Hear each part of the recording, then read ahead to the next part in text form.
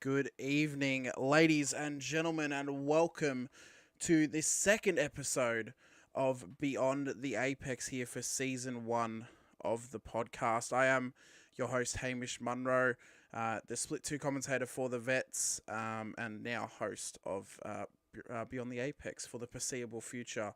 Once again, you guys can see my Instagram handle below my name and my Twitch name as well below there as well if you want to go follow me on those apps. I'm joined once again by Jon Van Ree this week, but now his title has Split 3 driver and commentator under his name this week because we're going to be talking all things Season 17, Split 2, Split 3.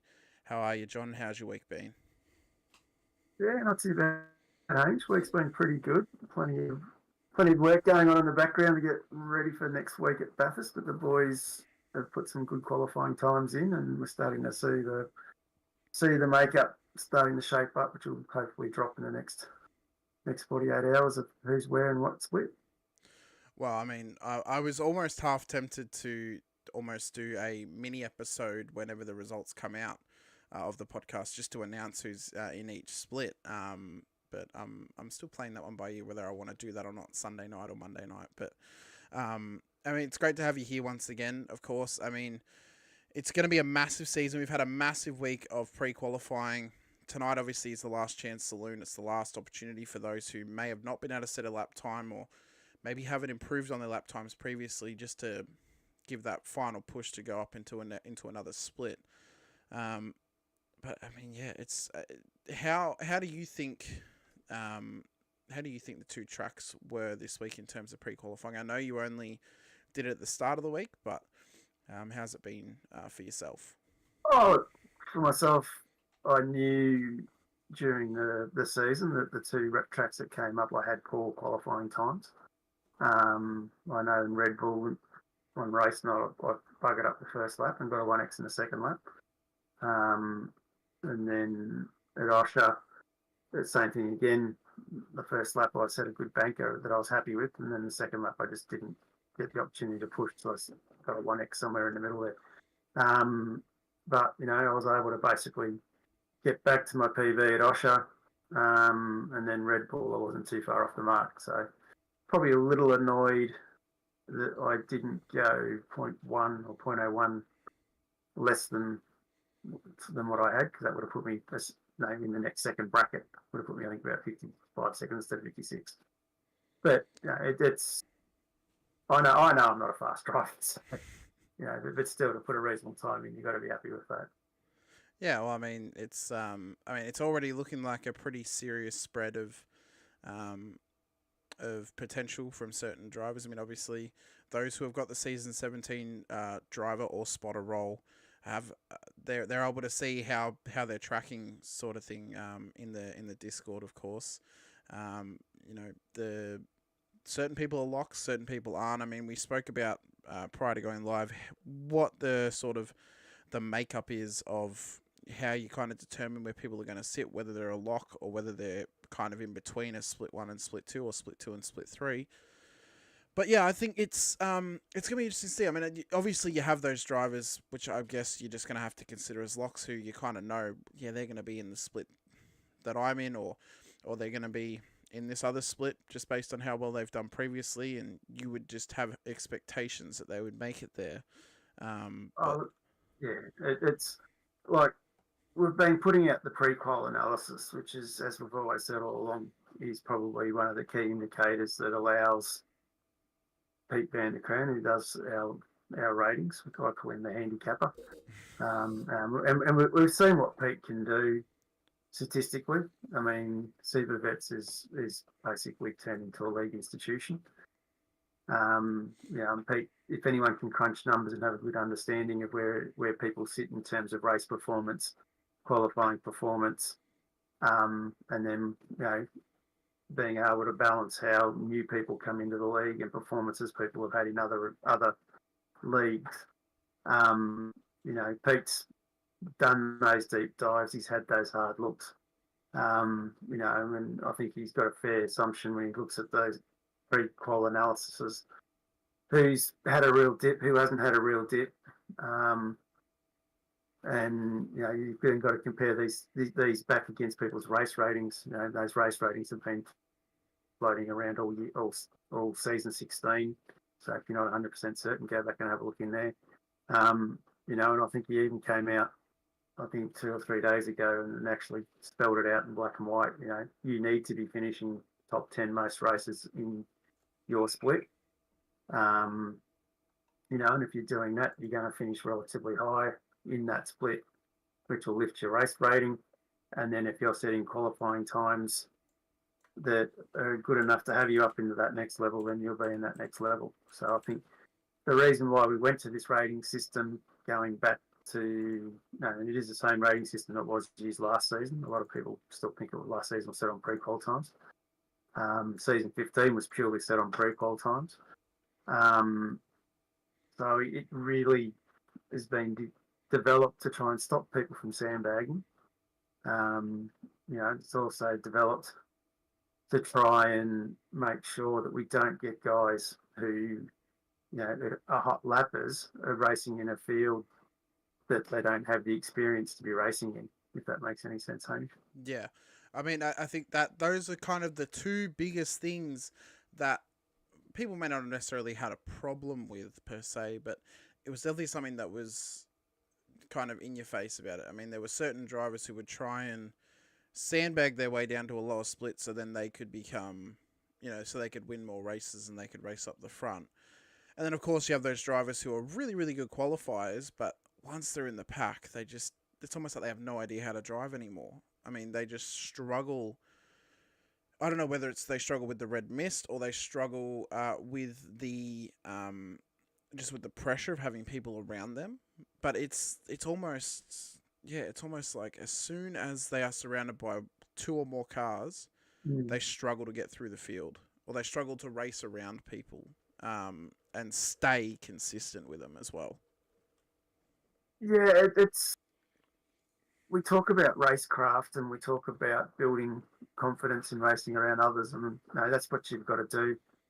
And you've got to learn to be patient, particularly with vets. There's a lot of 200, 250k, 300k races. They're not sprint races, and you really just need to be patient and just rely on your speed. And split 2, probably to a lesser degree, but in split 3, one of the things I always base myself on is, having a good understanding of who drives consistently and then who you think was going to fall off. Yeah.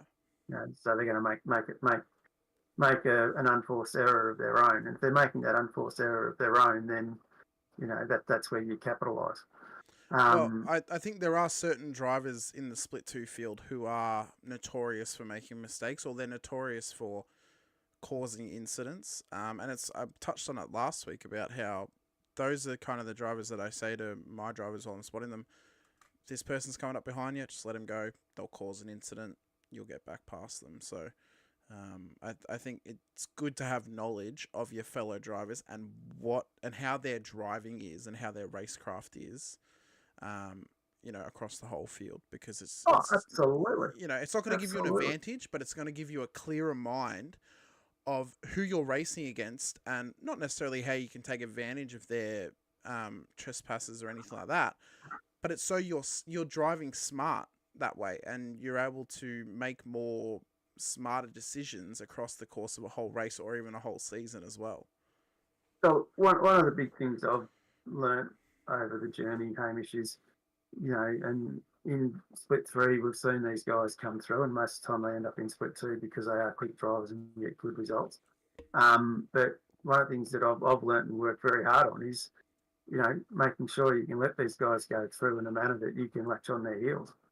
So, you let them through, you latch on their heels, and they'll either make the mistake and take someone else out who they're trying to pass 2 or 3 laps up, or you'll have the pace, you'll have the ability to pick your pace up and go with them and get yourself through the field.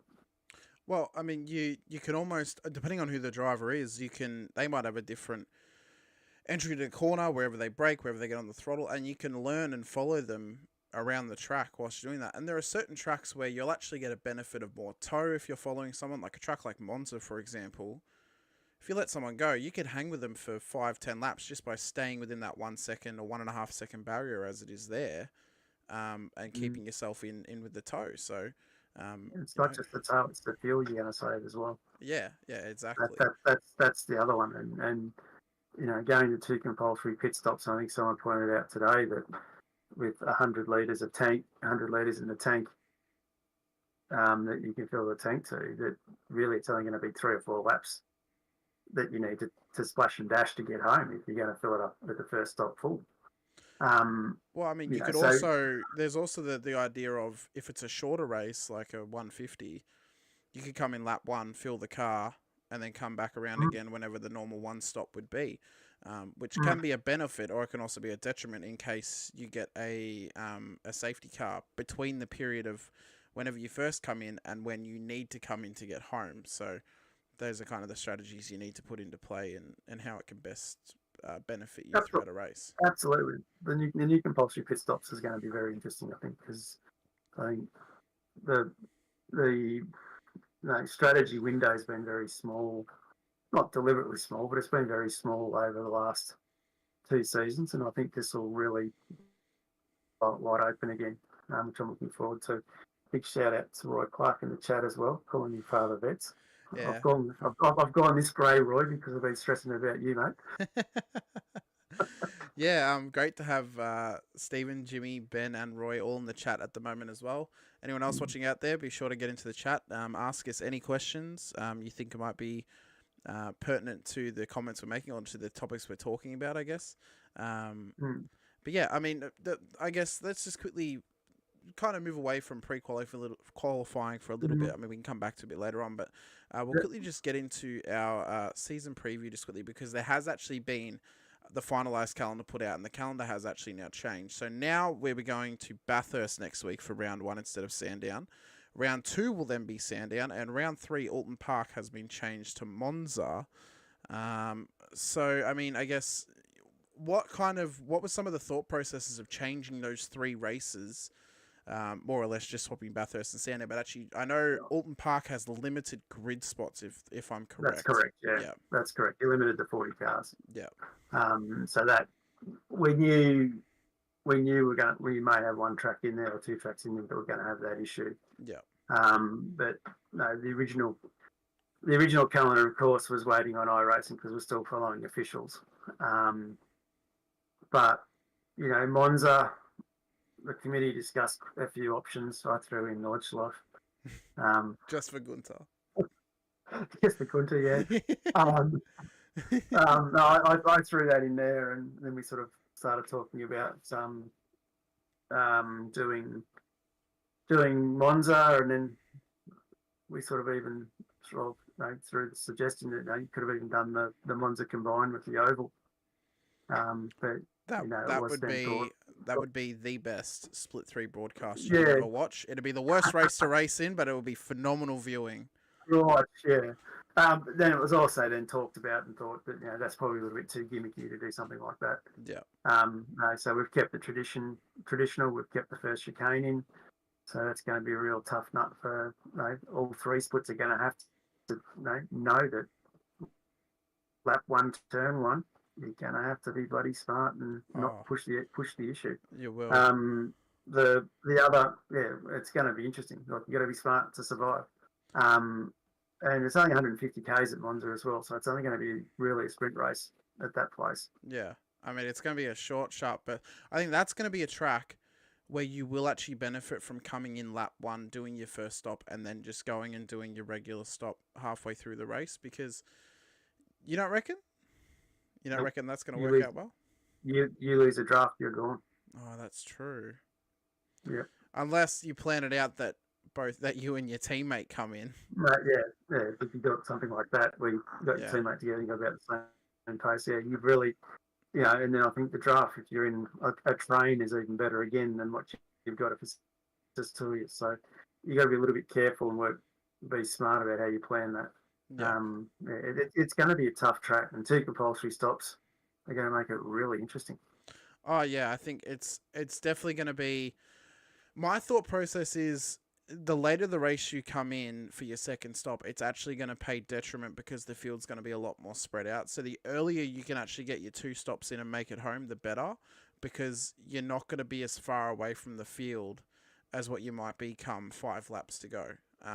Just based on the fact of how people can break away and the packs kind of all spread out, and you get these little, packs forming of 4 or 5 cars where if you do it at the start, everyone's in the tow. So without a crash, there should be 1 through 40 odd drivers in a train for the first 10 laps. And if you're able to pit within that first 10 lap window, then you're relatively actually not going to be as far away from the leader as what you would be later on in the race.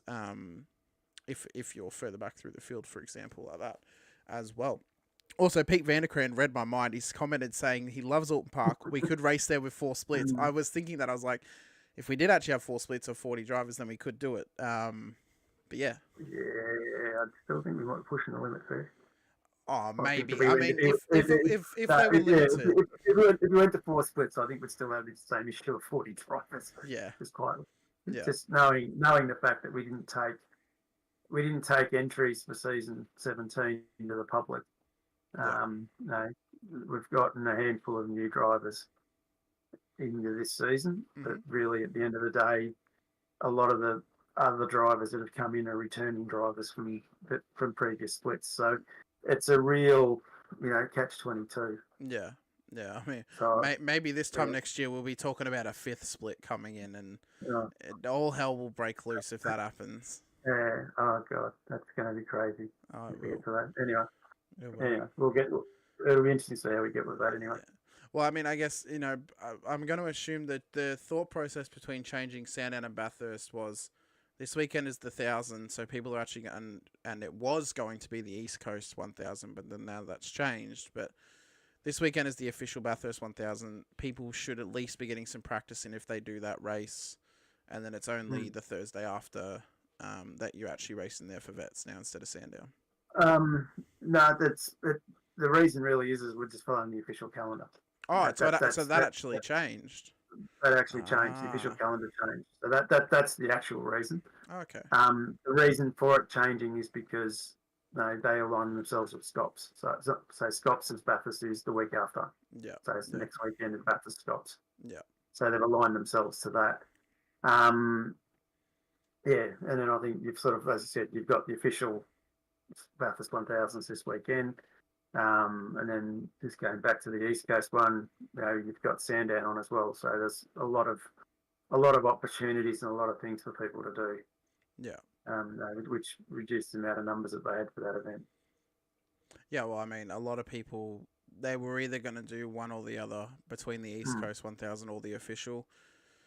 And I guess people who want to boost up their safety rating or maybe their I rating want to do the official instead of doing a league event. I guess the benefit of doing a league race style 1000 is you at least have race control and stuff like that if they offer it. So where like the official, if you get crashed into, there's no hope. You're just going to have to race clean for the rest of the race and hope for the best. But yeah, I guess it's. I was surprised actually. So obviously I saw the first 3 rounds were changed because the calendar changed with iRacing's official calendar. Was there discussions to change Jerez, which we only had last season, to the new Zandvoort build? No. Okay. No. Like I said, we discussed it in length at the start of season 16. And then if you look at the numbers that have been racing on Monday night officials with the 8:15 time slot, half of that field has been vets drivers, which is what we've pushed for. Yeah. We've now got the likes of Bruce McLeod that are basically in the iRacing forums now that are batting for tracks and everything else to try and make sure that we don't get too many silly tracks and too many repeats and things like that. So Bruce has had a fairly big hand in representing vets in that space, to the point where he's basically told myself that iRacing are actually taking a bit of a note of the size of the vets league, in terms of the number of supercars.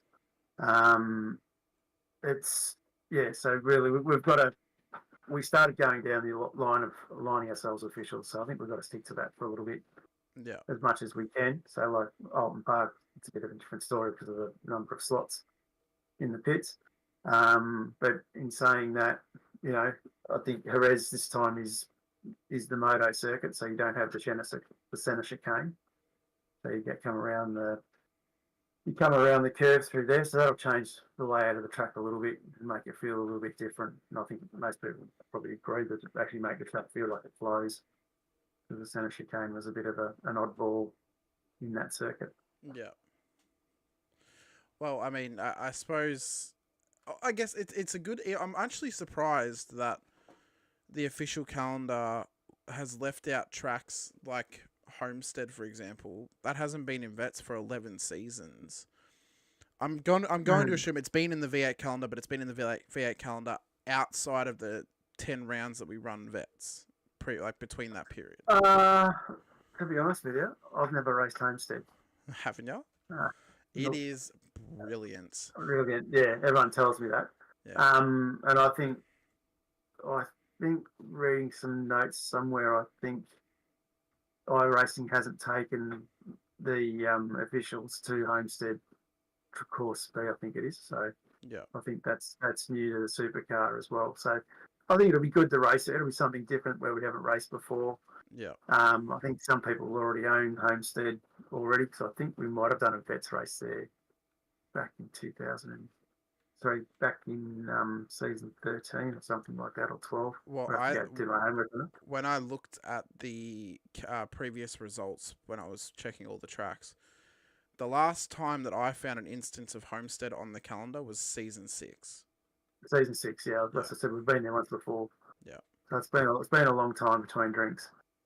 Yeah. The real long time. I think I actually didn't race that night, so I don't think I had the track. Anyway, that's my problem. But yeah, it's an interesting place to race in the sense that the feedback I've been getting from a few names that I've been talking to that race. I think Dave Kirby mentioned that it was a pretty awesome track. I think a few of the fishy boys have spoken to me and said it's an awesome place to race. So yeah, I think it'll be good to go there. And I have seen, I think last year someone racing there was String, and it might have been Kirby, and it looked like it was a bit of a fun place. It is, I guess the most well known oval road courses obviously are Indianapolis and Daytona. It is like if you combine both of those road courses and put them into one. That is the best way to describe Homestead. But it's you take the best of both and you put them together. It is, both road courses are great. Now, I prefer the road course A, where it actually cuts the bowl out. So it basically just cuts straight across, because then you're not going to have to deal with bowl corner incidents, obviously, like what we had last time at Daytona, where about half the field in split 2 were taken out by one crash. But I think that's also interesting, though, because it makes for good viewing when that sort of stuff does happen. So road course B is good for that as well. But it is a phenomenal circuit. Has such a good flow about it, and it's funny because it's one of those circuits that is the concrete tarmac composite. So it's not just straight up tarmac, it's not just straight up concrete, it is the combination. So I've not raced it on iRacing, I've raced it on other programs, but it's actually surprisingly grippy for a road course at a oval. Like it's great, and I am so happy to have it on the calendar. I think it's going to be another interesting one. I think there's a real good mix of circuits that we've got this season. Yeah. For an iRacing calendar, I think it's pretty fantastic. Yeah, I think Silverstone, like Silverstone, we're running historic layout. Yeah. Like that changes the dynamics of Silverstone dramatically. Hockenheim Outer, we've been there and raced that before, so that changes that as well, because that becomes a bit more of a drafting track, running straight down the back area, taking out the Mercedes complex. And then to finish with another Enduro at Road America, I think that's just going to be pretty bloody awesome as well. Yeah, I think it's a phenomenal spread of track types and locations across the whole calendar. I mean, I think this is probably actually one of the best season calendars I've seen in a long time in terms of just the tracks that are on there. There's no tracks on there that I think I would not want to drive there. Like, every single track I would be willing to have a crack at. Now, I know Long Beach is a bit diversive with everyone, and I've been very vocal about how much I love Long Beach compared to Belle Isle and Chicago, and it's those three tracks. You love one and you hate the other two, and you basically pick which one you like most. But I think, although I'm not sure when the last time was we had Chicago on the calendar. I know we've had Long Beach previously because we only had it it was season 15. And then obviously Chicago's Belle Isle was last season. Chicago's another small pit creek Yeah. track as well. So I think we struggle with that. And I think last year it was at the end of the calendar of officials, which we don't race. So Yeah. It's an interesting one to race at. I think Long Beach though, the V8s, it does provide some good racing, some interesting racing, and 150 k's around that place is a bit of a sprint. Oh, it's gonna fly by. Yeah, that's right, and it's another one where you got to drive smart, pick your times. There's not very many real overtaking spots, so you've really got to pick your time and pick your spot. Yeah, there's probably two or maybe three, and it's literally down the straights into the braking zones. They're the only spots you can really get it done, and even then, the main straight, you have to do it down the straight. You're not able to go too wide through turn one. So you really got to bank on getting your exit perfected on that last hairpin. It's a real. Absolutely. It's an exit track, as you said. It is. You've got to look after your tyres so that you can put the power down towards the end of the race. So in fact, if the guy in front of his tyres are dropping off and he can't get the power down. Yeah, and also knowing knowing those different exits and entries and how they can actually benefit you. Like that final corner at Long Beach, you're better off taking the deeper line for your qualifying laps because you get a better run down the straight, but you're better off running the shallow line during the race because you can defend better. So, knowing those sorts of strategies, I guess, you can use them to your advantage during a race. No, absolutely. Yeah, and then we've got Laguna Seca in there as well, which is another one. It's another tough track to pass on. Oh yeah, but does provide some good racing.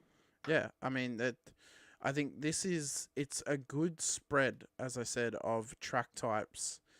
It's like not every single track is going to lend itself well to overtaking, but it's going to lend itself well to the new strategies they're going to be put in through these new regulations with fuel and pit stops and stuff like that. So it's going to be really interesting to see. I think this calendar is the best testing ground for the new regulations that have been put in, just based on the fact of it's actually you're going to be able to tell if it lends itself well to those strategy plays. I mean, probably the only other track I probably think of where it would also benefit is maybe Winton, but even then, it's not really a big enough circuit where you can actually kind of test that sort of stuff. Like, it's a strategy circuit, but it's not one that's like Laguna Seca or Long Beach where strategy is the name of the game around there, just based on how long the pit lane might be or how slow the pit lane might be as well. I think the other thing too that we've overlooked, Hamish, is we've got a collection of 10 circuits, and they're not all point and shoot circuits. There's a good mix of point and shoot circuits and circuits where you need to be able to tail brake and you need to be able to turn well and look after your tyres and look after the car. Yeah. So I think whoever wins season 17 is going to be a complete all-round driver. Yeah, they're going to be one of those 1% drivers. I call them. It's either 1% or 100%. They're the drivers that they have the racecraft ability, they have the pace, but they're also able to adapt to every track type. Your drivers like your Scott Gambles and your Michael Taliancic and Anthony Visma. Those kinds of drivers are going to be the ones that will do well this season, just because of the different track types and driving styles that are going to be needed for those tracks.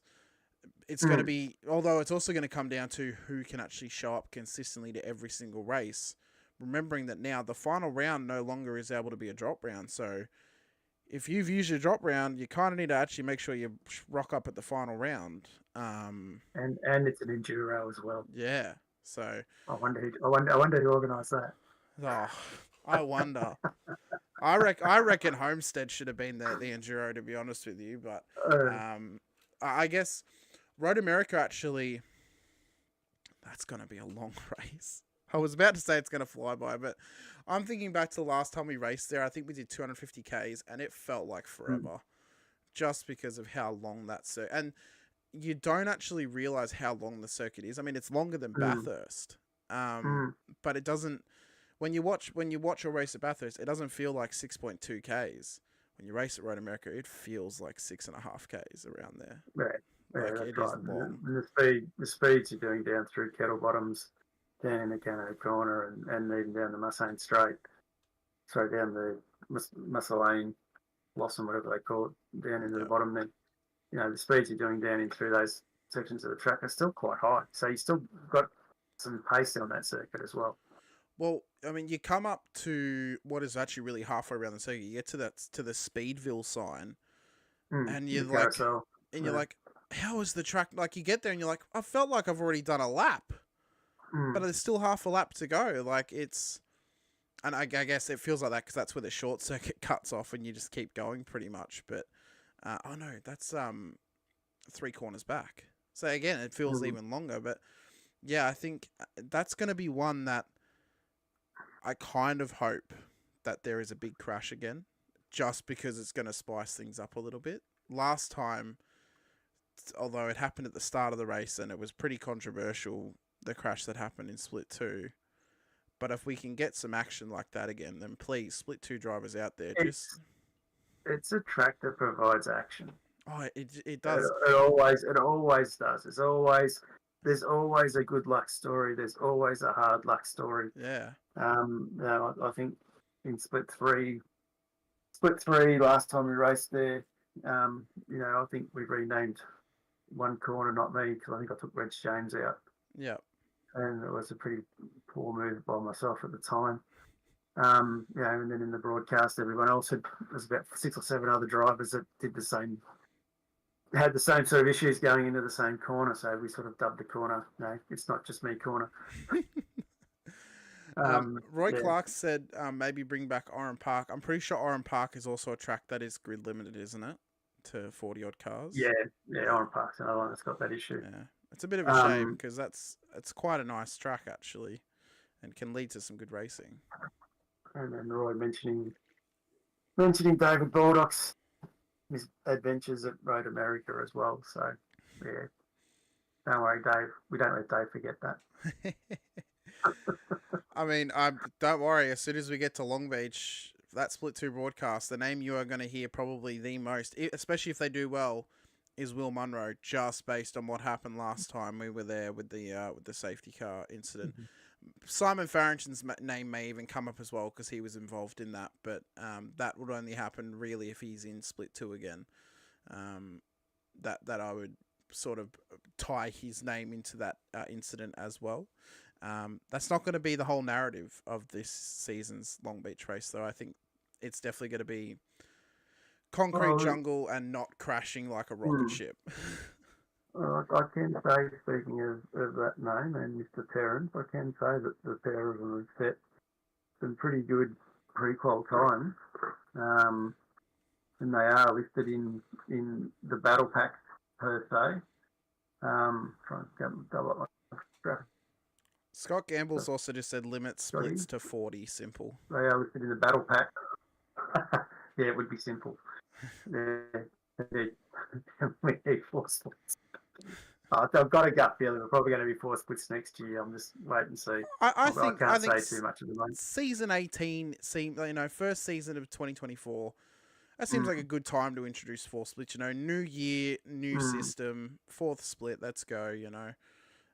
I think what we spoke about last time. I think it's just going to work out best if it's literally just you add another split to the end of the 3 splits that we have now. And you just spread the field that's out. pretty much.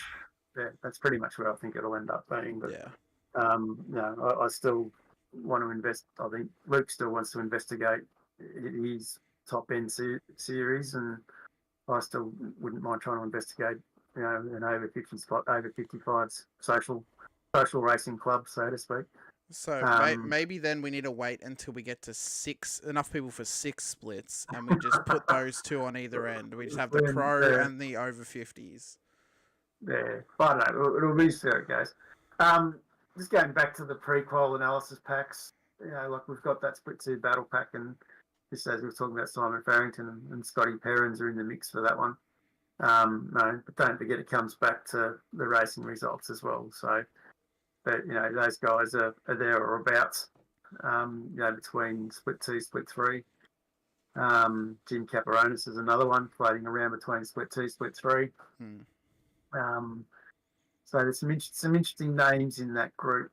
Will be interesting to keep an eye on. And there's a couple of split 2 guys that are sort of drifting on the bottom edge of that line as well, like Will Munro's sort of drifting downward. I told him about that, and he's like, I don't know why. I had a little bit bad luck last season, but his lap times he's done so far, they're faster than guys like James Boardman at the moment, just from his pre-qualifying times. So he should be all right. Yeah, I think he'll be close. He'll be close to being all right. I think he's probably more on the higher side than the lower side. Yeah. Like I said, until Pete gets those final numbers, we're not going to be able to really crunch the rest of it. And then once we can crunch the rest of it, then we know where we're at. But geez, it is tight. That's all I'm going to say. When I look at the race rankings that we've got, and 81's like a cut-off number. So what I've been given in front of me doesn't go down into decimal points, but like 81's a number that splits split 1, split 2. And I think the first guy is in 43rd and the last guy is in 56, sitting on a rating of 81. So you can see how in those battle packs that, if someone can improve their qualifying rating by just a little bit, it will really go a long way to pushing them up into split 1 out of that group. Yeah. And like I believe Pete Anacran actually got out and set a good time tonight as well. So he's probably pushing himself back up into that top of that list. So he's commented saying Rick is out of split 1 by 3,000ths at the moment. I'm going to assume he means Rick Viger, because obviously Sibra gets the automatic entry. Yeah, be Rick Viger. Yeah. So he's absolutely tight. The quality of driving we've got now, I would probably say, our top 10 guys are our top 10 guys, and those blokes are almost alien, or as we call our resident commentator in split 3, Scott Gamble, the foreign correspondent, because what happens at the top end of split 1's pretty foreign to the boys in split 3. Yeah. But the top end of town is pretty quick, and then I'd probably say then there's probably then a good core under those guys, a good core group of about 20 blokes that probably do enough to hold their own for split 1. But then the last 10 in split 1 and the top 10, 15 in split 2, you're pulling hairs to get differences. Yeah. So there's not a hell of a lot in it, to be honest. It's been one of my talking points for a long time, since the start of season 14.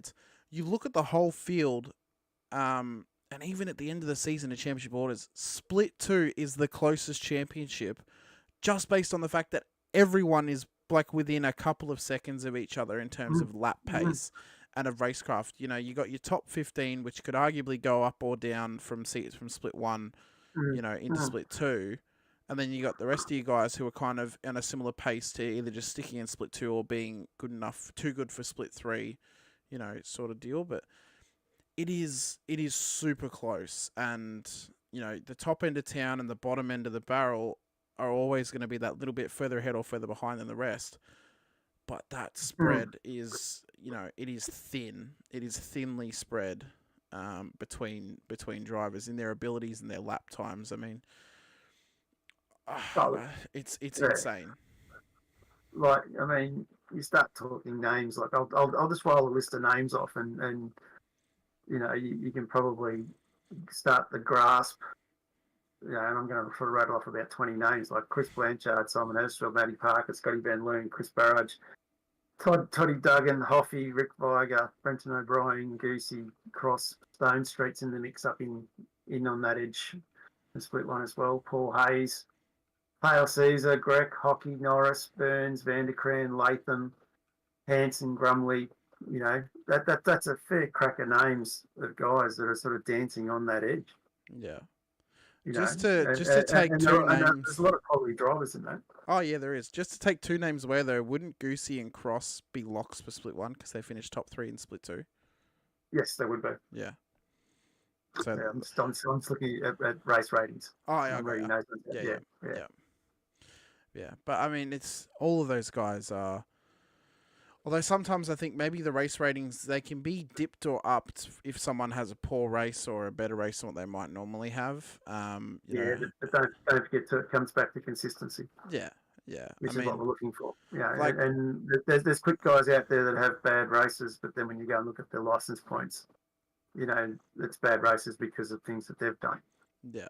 Well, you know, and then there's other guys that just had some bad luck. So it's hard to gauge some of that.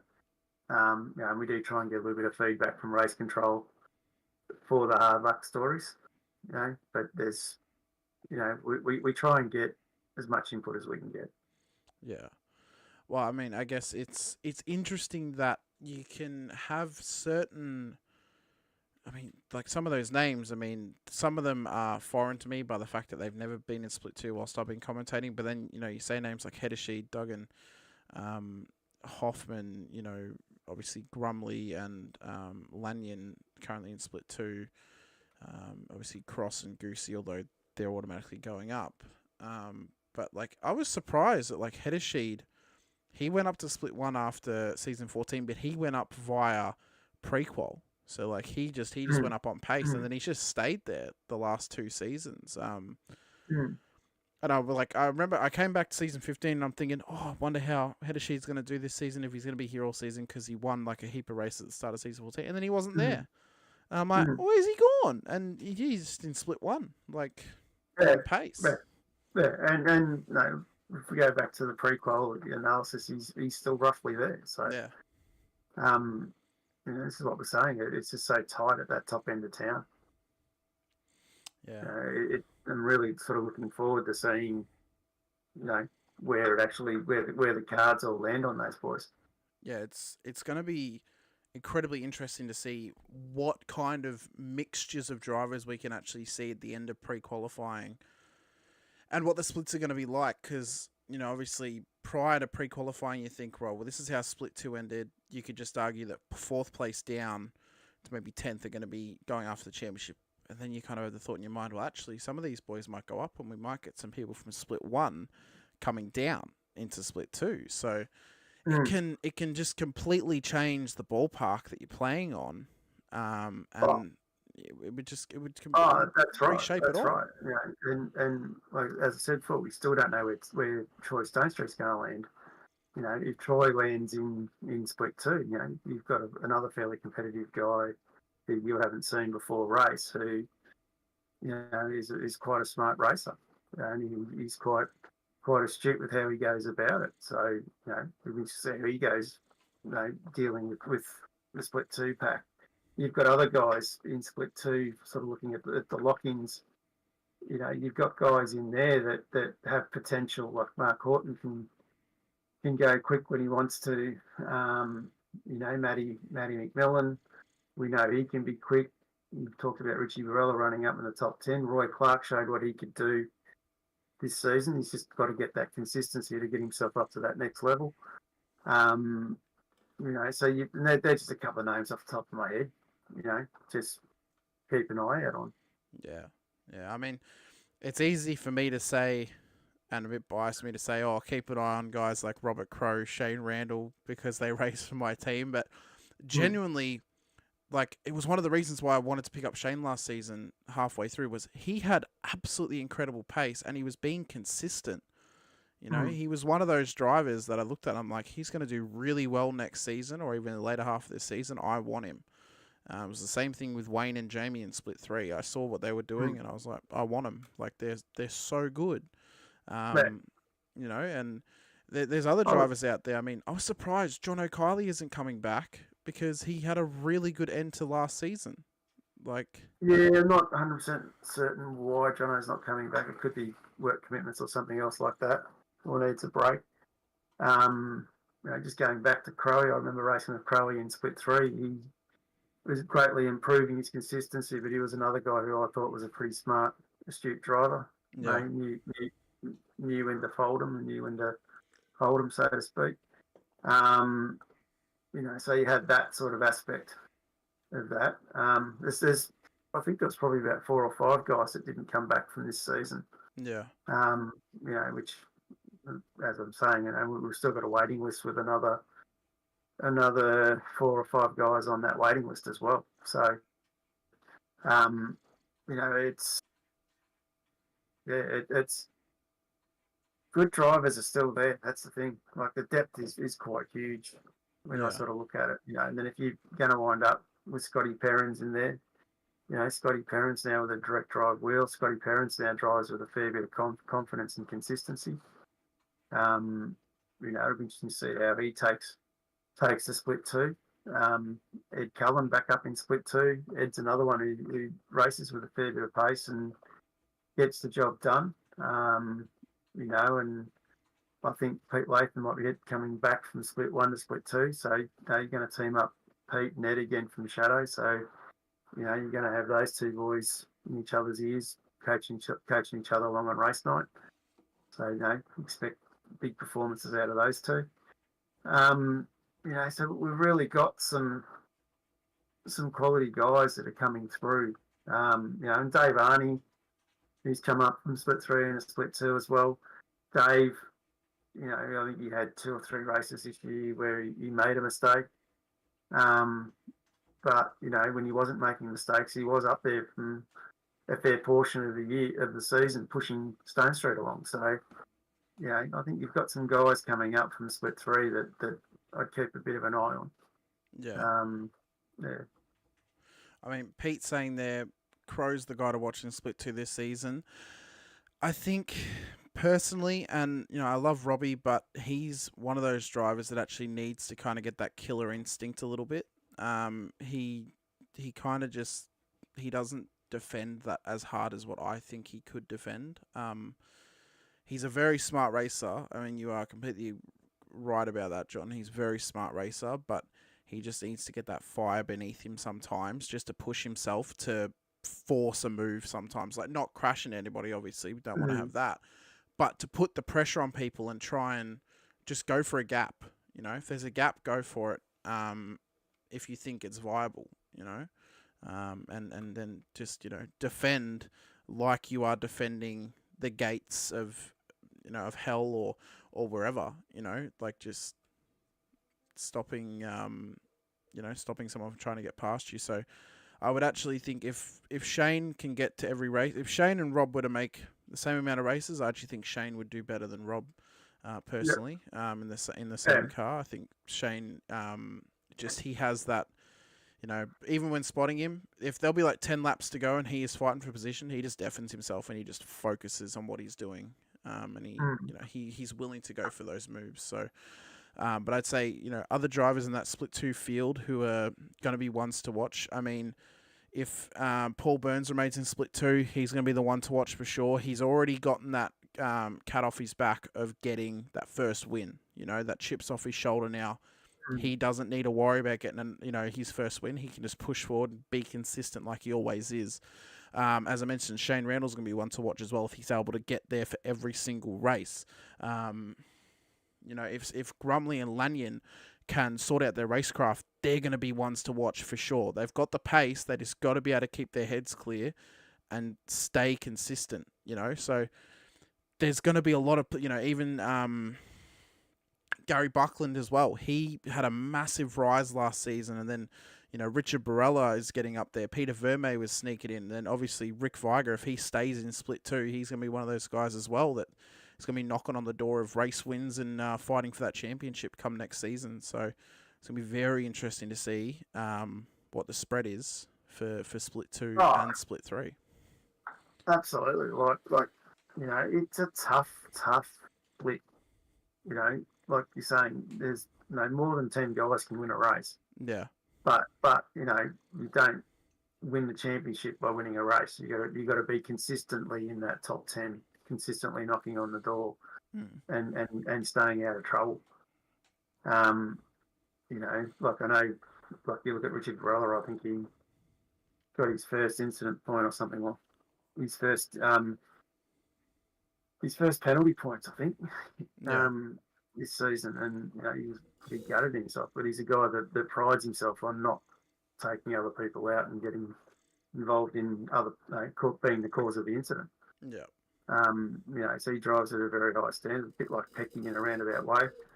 He's another one who'll back out of it. Push himself a little bit harder. He'd probably be in the thick of it and fighting for top tens. But John O'Gallon's another one who's been greatly improving as well. I've been watching Boise race a few of the East Coast races. I've seen his racecraft improve a fair bit. It's a tough split. Like Oh. split three. You sort of look at that, and you sort of got your top 10, top 15 guys, and the winner's going to come out of that. Yeah. And then it's a case of just leaning back and seeing who does the hard yards and does the work and improves. And who's got time and who hasn't got time. So, I know there's a lot of guys in split three, myself included. I get too caught up in everyone else's series and everything else, that I don't get enough seat time. And, it can show when I don't get seat time. It shows when I rock up and the first lap I turn of the track is Thursday night. And I know that Baldock's in the same boat. Simon Williamson is not racing this season. He was in the same boat. Dave Worrell, good old Gunter. I know he struggles from time to time to get lap times in. Tibby's in the bloody gym. He goes to the bloody gym twice a day. I keep telling him he should be going in the sim twice a day, not the gym. But Gunter won't have it apparently. He's bloody sending me clips of him doing push-ups with some bloody soccer player from Real Madrid last night. But anyway, that's another story. Good old bloody Gunter. The other one I really like with the split three guys is watching the ones that improve. Like just sort of looking at some of the names that Adrian Zeal, he's one that's really stepped up in the last season. You could see he was improving and was knocking on the door of top tens. I actually think he beat me in the championship. Andrew Galley with his first season back. Andrew's brother Dave's back racing, and they're now racing under the team name Dag Racing, Dave and Andrew Galley. So there's a bunch of Dags, that's what I'm going to call them. Those boys have branched out on their own. Andrew Johnston, he's my favourite Kiwi. Love the bloke. You always have a laugh and a chuckle. Anita Buckland, that's another one I'll probably mention. She's really improved a lot. When you're racing around Anita now, you've actually got to work quite hard, because you can actually, the improvement that she's made over the last season has just been phenomenal. Yeah. And just the racecraft is coming and the pace is coming, and I think Anita, if she keeps working at it, she'll be working her way up well into the midfield. Di Feldman's back. I remember racing against Di a couple of seasons ago, and also I've raced against Di in other series. She's a formidable competitor as well. She just gets that consistency of being in the V8 instead of sort of bouncing around between off-road cars and the V8. She'll definitely step up. Wayne Shepherd was another big improver that we saw. Bruce McLeod, he sort of fell away the back half of the season, but I know Bruce has got what it takes to get himself back up into the top part of the field. I'm just looking at some of these other names that are on the cusp, like Nick Hasler's on the borderline. Nick is another one I think he has improved a lot this season, so I'd be surprised if he's in split three. Jeremy Bush, he's been split three and done well there before. Pete Baxter, to me, he's a bit of a roughie. I know what Pete can do. I've seen Pete in split two back in season 15. For those who don't know, Pete Baxter is the chief race steward for the Pro Series. Yeah. So very, very, very astute fella. A very good understanding of racecraft and how it all works. Michael Hayes, I've got to give Hayes you mentioned. You know, he's another one. Had a bit of bad luck last season, caught out with safety cars and a few things like that, and he's pretty there and about. You know, and don't forget too that you know we've still got to weigh up this against the pre-qual times that I'm reading at the moment. We've got to weigh them up against the race times and all the other analysis that Pete's done. Yeah. Michael Coraliff's another name that we haven't talked about. Michael Coraliff, I think, you know, he's you know, for the man who has basically been there at the beginning of OSR. So for those who don't know, Michael Coraliff is, you know, he's basically one of the brains behind Scops and OSR. You know, he eventually got himself to the stage where he got the please don't come back to Dev ticket. You know, and he's rolled up here at Vets after that. So it's great to have Michael here.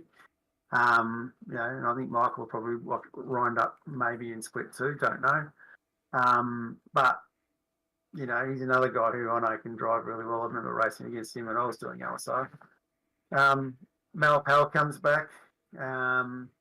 Season 15, he finished 4th. And I think he had a couple of drive-throughs and a few things like that in the midst of that season as well. So I think if he didn't have those, I think he probably would have been in the mix for winning season 15. So it's interesting to see how those are analysed with the team doing the stats helping Pete. Yeah, it's just tough. Like Jeff Sanford's another one who's improved. You know, Jeff Eddy, for those who don't know, and I think you said you were going to try and do a session with Pete with Jeff. You know, Jeff gets up at bloody 3 o'clock in the morning. You know, and races with us from all the way from New York. You know, and I've sort of become friends on Facebook with Jeff over the last couple of months, and you know, I think he's a bit of a character, and he's done a fair bit of dirt stuff in his younger days. Yeah, I think he'd be quite an interesting fellow to have a chat to. Who else got pick on? Matt Beale, another one who was down at the back half of the pack. I believe he's Coffey's new protege. Coffey's taken Matt under his wing, so expecting to see Matt probably step up and improve a bit. Joseph Crenshaw is another one who's been improving. Darren Friend, that's the one name I was looking for on the list. Ah, yes. Darren Friend, old mates and sons. Darren has had some very impressive qualifying times this season.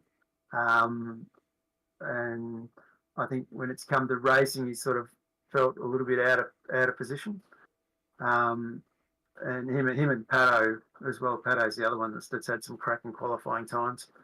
You know, and they sort of get themselves up out of their comfort zone, I think, is where they qualify. So they sort of struggle a little bit to have that little bit of consistency from where they qualify.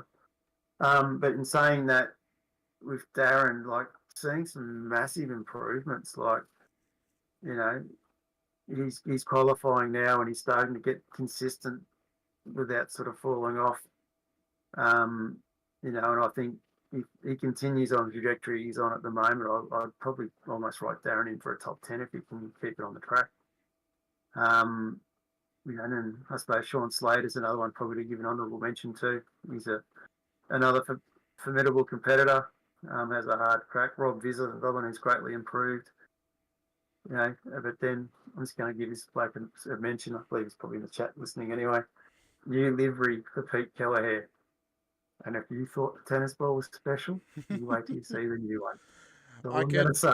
I could actually bring it up on screen right now because I know what is on it and it is incredible. Just quickly, there it is right there. So there's the little sticky preview, and if you see that's Bulldog. That's Bulldog. That's right. Yeah, that's Bulldog. Oh well, I have not seen Kelleher's one then. But yeah, I actually didn't. I kind of forgot that was actually going to get rid of our cameras when I changed the channel. That's fine. Bulldog has done his traditional new livery. every time he changes a colour or changes a shade of blue, he sent me a message and goes, "Do you like this shade?" And so I say, probably have to call Dave Baldock 50 Shades of Blue. I tell you what, you've just given me an idea for a new Photoshop now. I need people to send me photos of Baldock because that is going to be the newest meme going into the general chat tomorrow. Is 50 Shades of Baldock or 50 Shades of Blue. Shades of Blue. Yeah. Uh, I did notice actually he's taken the red off his livery for next season though. He's kind of running the blue and the black. Yeah. And do you know if he's ever thought about maybe just changing the colours around? So actually having black with blue on the car instead of blue and black? No. It's got to be blue. It's blue 37. Blue 37. Sounds a bit. Well, maybe he could just have a blue number 37 on the car. Maybe that could be a thing. Yeah. Don't worry. I think I'm being roped into this as well. So I think there'll be a little surprise for Baldock coming next Thursday night as well. I reckon.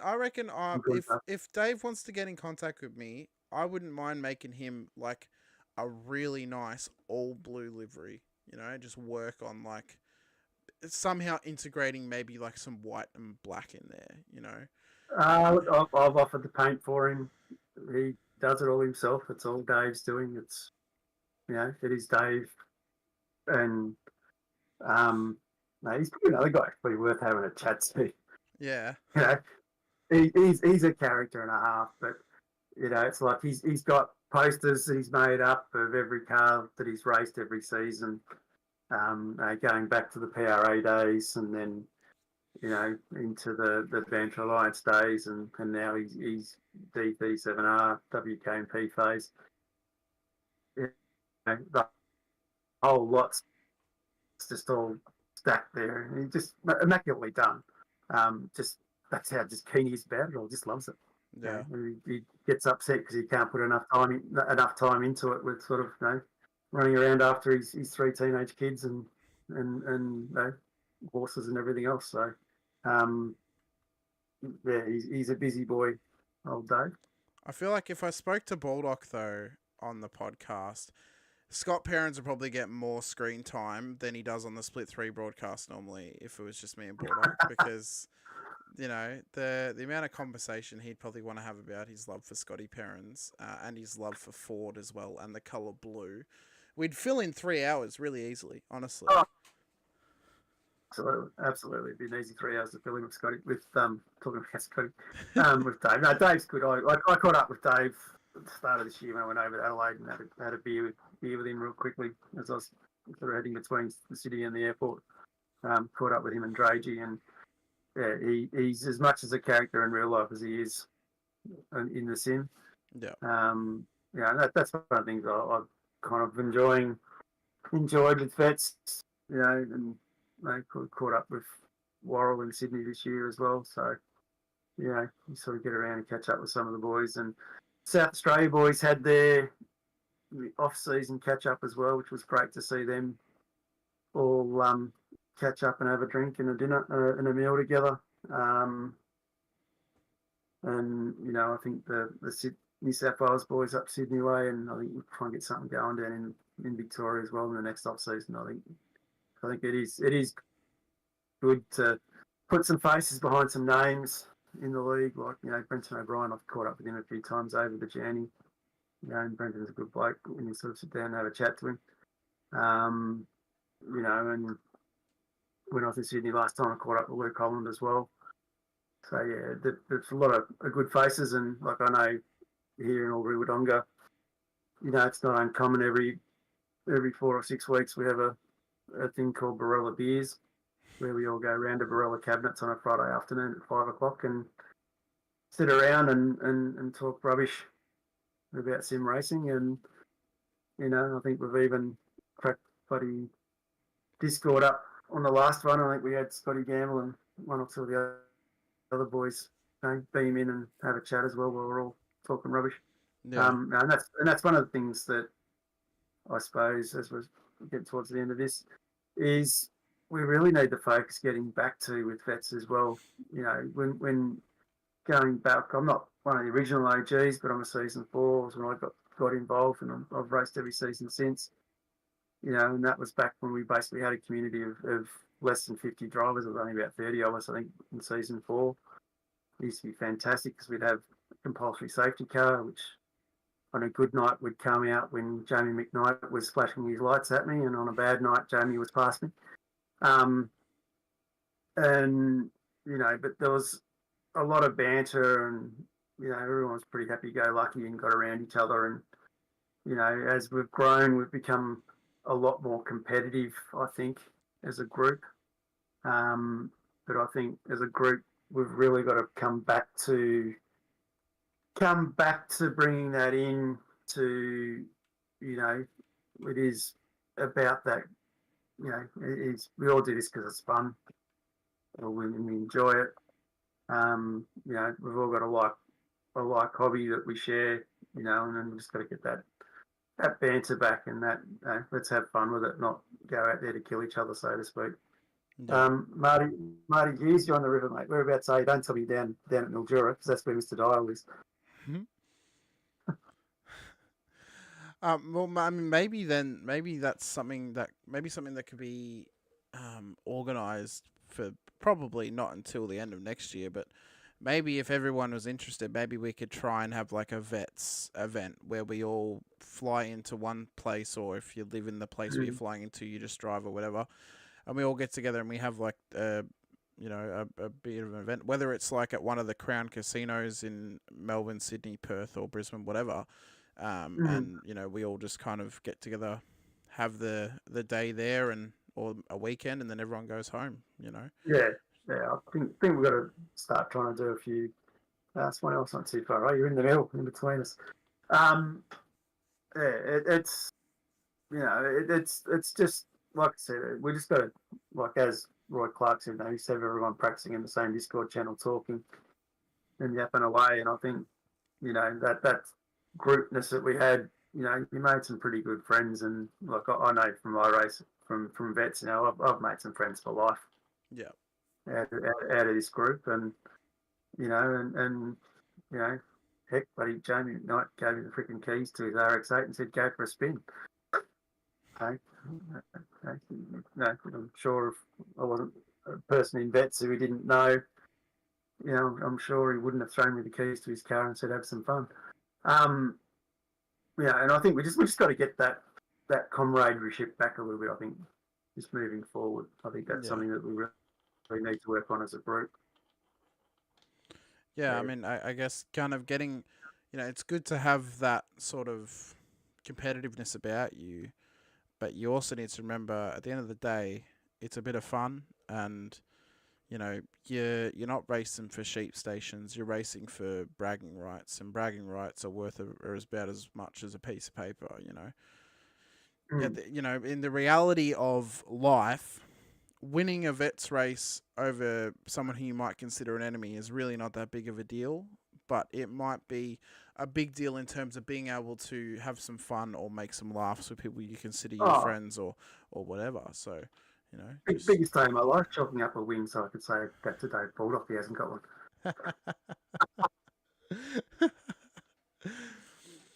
Oh yeah, exactly what you're saying.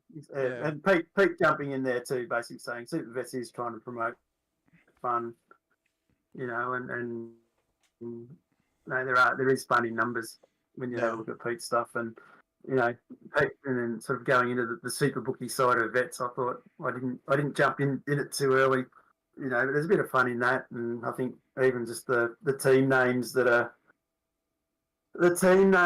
are all linked back to songs, I thought was quite funny as well. What I find interesting is though, and it might have just been me being pedantic, but the rules clearly stated 80s songs name inspired team names. There were songs in there from the 90s, thank you, and from even earlier than the 80s. So again, I know I'm probably just being pedantic with that, but if we're going to have that as a rule. It's a younger generation, mate. It's like this Gen X, and it's a bit of craft coming in. The 70s mix into the 80s, and the 80s mix into the 90s when you get to this age. It's all a blur. That's true. That's true. I think next season. What could be something special that could be the rule that you have to name your team after, whether it's actual supercars drivers, maybe you have to name your team after or something like that, or I don't know. What do you reckon? I think we'll leave that one to the chat and Pete to sort out. I think. Yeah, yeah. Let us know what you think. Maybe Pete could theme the names around this season for your teams. Obviously last season was late 70s, all 80s, Mm. early 90s song names. Maybe movie names. Maybe that could be go from one medium of media to another. Maybe that could be the other thing. I think as well. What I might do is next Saturday night, after round one, assuming that Supervets does actually come back, I will reveal my Supervets team on the podcast. And perhaps maybe we'll even make one for the podcast as well. Who knows? A separate one to mine, Mm. obviously, because I don't trust any of them to choose good drivers. Um, but I'd no, say Pete would be another good one for you to get in and have a chat to him. I yeah, think yeah, you can pick his brain on what goes on behind in calculating and working out all the odds and working out the listings and rankings and everything else that he does for Supervets. But yeah. I think it's fascinating how he goes to the point of putting the dollar values on and having that all fluctuate throughout the season. I think that's a fair bit of work with to that. Oh well, I remember I did it because I run funnily enough, I run a super coach league and I did odds for who would actually win the premiership this season. I literally just took them off the top of my head. I'm like, oh, this person's most likely $1.05. This Mm. person's least likely $1,000. They're not winning. But and then you kind of just spread them all out, in between each other. But yeah, it's a lot, and it's you got to do stats for every single driver across every single split Mm. and spread them out properly. That's a lot of work. I mean, not to Oh, discredit his right. work on that. That is a lot of work and a lot of dedication to do that. That's right. Just to rub his ego a little bit. I mean, we get it. It's a lot of work, and it is it's a big job, and he Mm. does it out of passion, which is good. It's good to have That's people right. in the And then league passionate like that. and then to turn into Peter Waterhouse and then run an SP bookmaker on the side for it all as well. We're Yeah. gonna start. And just, I was gonna say we'll have a sports bet with bets with mate thing, and we'll actually have vets in there as an option to bet on. We all chip in $5 on who's gonna win the championships. uh, yeah, Pete does a fantastic job, and I know this time, there's a lot of work goes in, and from quite a few people around this time. Getting everybody into the league. So if you haven't accepted your league invite, please do so. Don't do it Thursday night. No. Because we need to get your race number against your name and all that sort of stuff. So that all got to get entered and added in. Even just sorting out payments and that side of it as well is a big job. But I think the biggest job this time of year really is Pete doing all that analysis and working out who's who in terms of where we go with our race splits. So, which we're going to see, very shortly. Yeah. And I think, to be honest, in all honesty, split three is probably very hard to do. A lot of people saying, "Oh, we got it wrong with Troy Stone Street." No, but geez, if that's all we got wrong out of the 130 odd drivers we had divvied up last year when we did the splits, geez, that's bloody fantastic, really. I And I think, I'd argue Sibera was also wrong. He should have been in split one, oh, but yeah, but like we're saying, that's pretty close between up and down there. So, yeah. yeah. So I think it'll be really good just to see how we go with all that. Yeah. You know, old Craig friend saying that Jimmy makes the best burgers in Sydney. Yeah, I'm definitely going to go check it out when I get up there next. Of course, Well, Jimmy Caparonis. unfortunately for me, Sydney and New South Wales is actually the last spot on my list of, because now that I've been to Queensland and to WA, I want to go to every separate state that obviously I don't live in. Mm. And then I want to do a lap with my friend around Australia. And we both agreed that New South Wales and Sydney is the last one that we want to do. So we Yeah. still have Tassie, the Territory, and South Australia to do first, and then we'll do Canberra and New South Wales. But that'll probably be a Of course, place I you'll check out whenever I go to Sydney. head up to the Territory. Make sure you go and check out Peaky Performance Racing. Yep. You know, those Queensland the NT boys up there. Yep. I think you'd have a good laugh up there with that. Roy Clark saying he believes he should have been in Split 3. Yeah, I don't think so. I believe that is a lie. That is a crude lie, Roy. You are a Split 2 driver, mate. I mean, returns in season 16, finishes on the podium in round 1. I think that's enough to say that he was put in the correct split. So, yeah, I think relatively the splits were pretty well spread last season. Apart from yeah, I'm best say Pete's just made a comment that Troy improved out of sight because of hard work, and that is true. Yeah.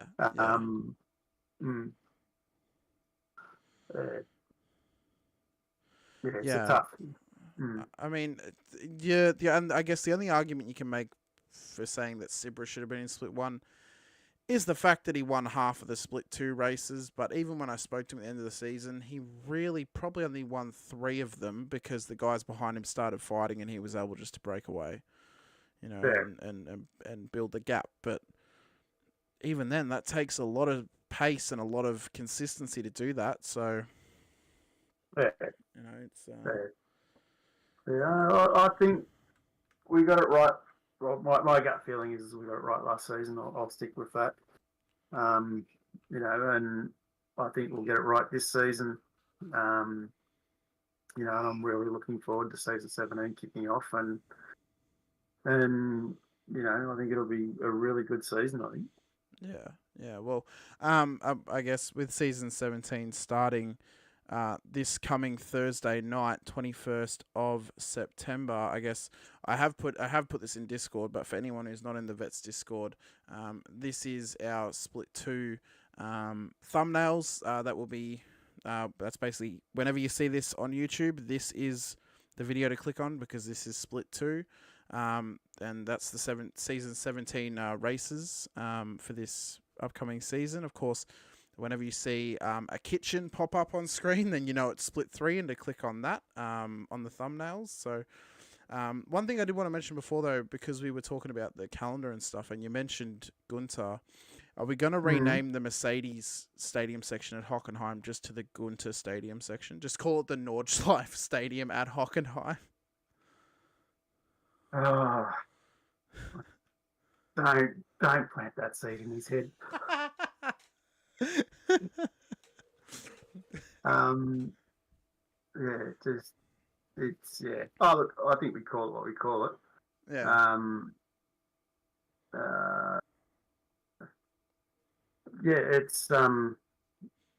I think Gunter, he was even humming and hawing about doing another Gunter Cup this season, but I think we convinced him.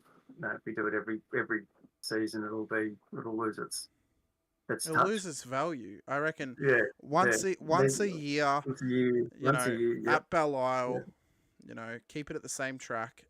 Hell, even buy an actual trophy to give to someone in Split 3, whoever wins that race. It was done. Oh, was it? Very good. It was done. There was a trophy sent to Ed. Oh, that's good. I hope it had the face of Gunter on it. I believe it was a 3D printed Belle Isle. Oh, cool. on a little backing board, and on the backing board it had the Gunter was here text. I just want to see. I quickly I got rid of the footy scores by accident because I was actually keeping an eye on them. But if I just quickly look up what this is, where is it? Come on, I want you to swap over. Where are we? I want to see what Belle Isle is in German so we can actually officially change the track name if that's actually going to become the Gunter Cup. It's still Belle Isle, so It's still. But what about Detroit? Uh, Still Detroit.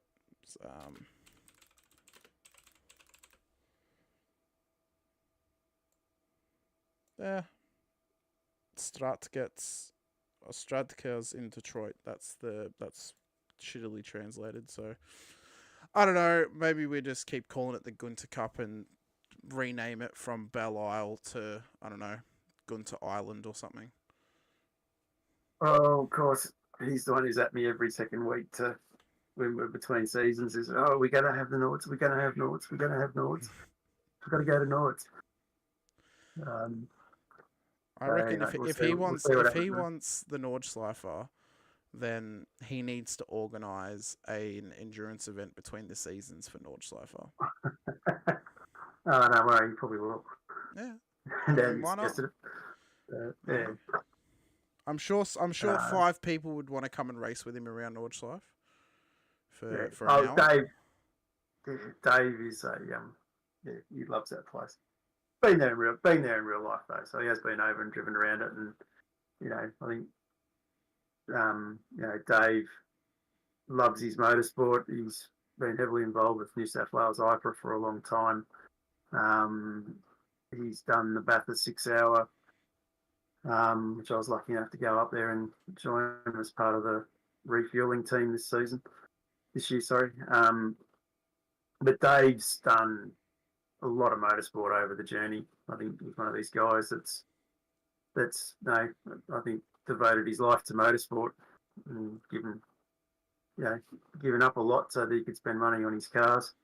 He's looking at trying to get a Kia Stinger on the road for the 6 hour next Easter, um, which is quite exciting. I've seen the car, I've seen where it's up to, and I think if he gets that thing will be a weapon at Bathurst. But his real motorsport dream is to go over and do the 24 hour at Nuremberg, sorry, at Nords. Yeah, Um, that's his bucket list dreams to go do that. yeah,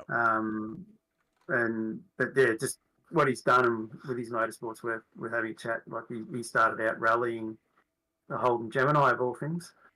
And he's even done rallying, I think, in a Commodore. And then what he's done in the VH with IPRA and stuff like that.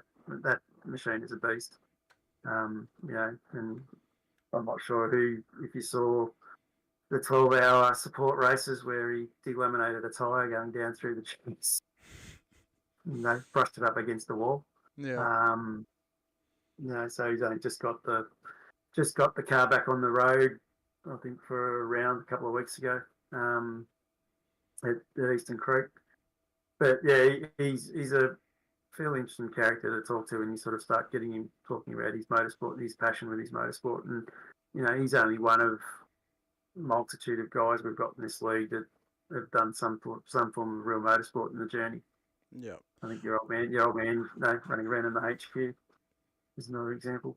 Yeah, I reckon if Dave were to ever do, and not necessarily having to do the actual, like the, Blanchimont series 24 hour of Nürburgring, but if he ever does a production car race around there for 24 hours, surely he needs to go over there with like a Commodore or something, just the most Australian car that he can race in a production car race at the Nordschleifer. I think would Mm, be brilliant, because it would be all over the news over there, like, and even here, mm, because I remember I think Holden and Chevrolet took over one of the Maloos and it did a lap, and it's when it did like its official lap for fastest mm, utility mm, vehicle, and all of them were just like, "What is this thing that has just done a lap around our track?" And they were in awe of it. And I think if you take one of those, as a road car for production car racing there, that would mm, be unbelievable to see. And, what an experience for him to be able to drive a car that comes from his home country and race it at mm, his favourite track in the world would be, probably one of the best things he would ever, that'd be his claim to fame pretty much for the rest of his life. mm. So, Yeah, yeah, Dave's he's a passionate fella, loves it. yeah, Yeah, yeah. Yeah, I mean, I guess, and I've always been told from my dad that sim racing is better than real racing because it costs about it only costs you a leg. It doesn't cost you an arm and a leg every single time you want to go racing, sort of thing. It's you do your, you spend about the same to build your sim as you would a race car, maybe even less, depending on how much money you want to spend.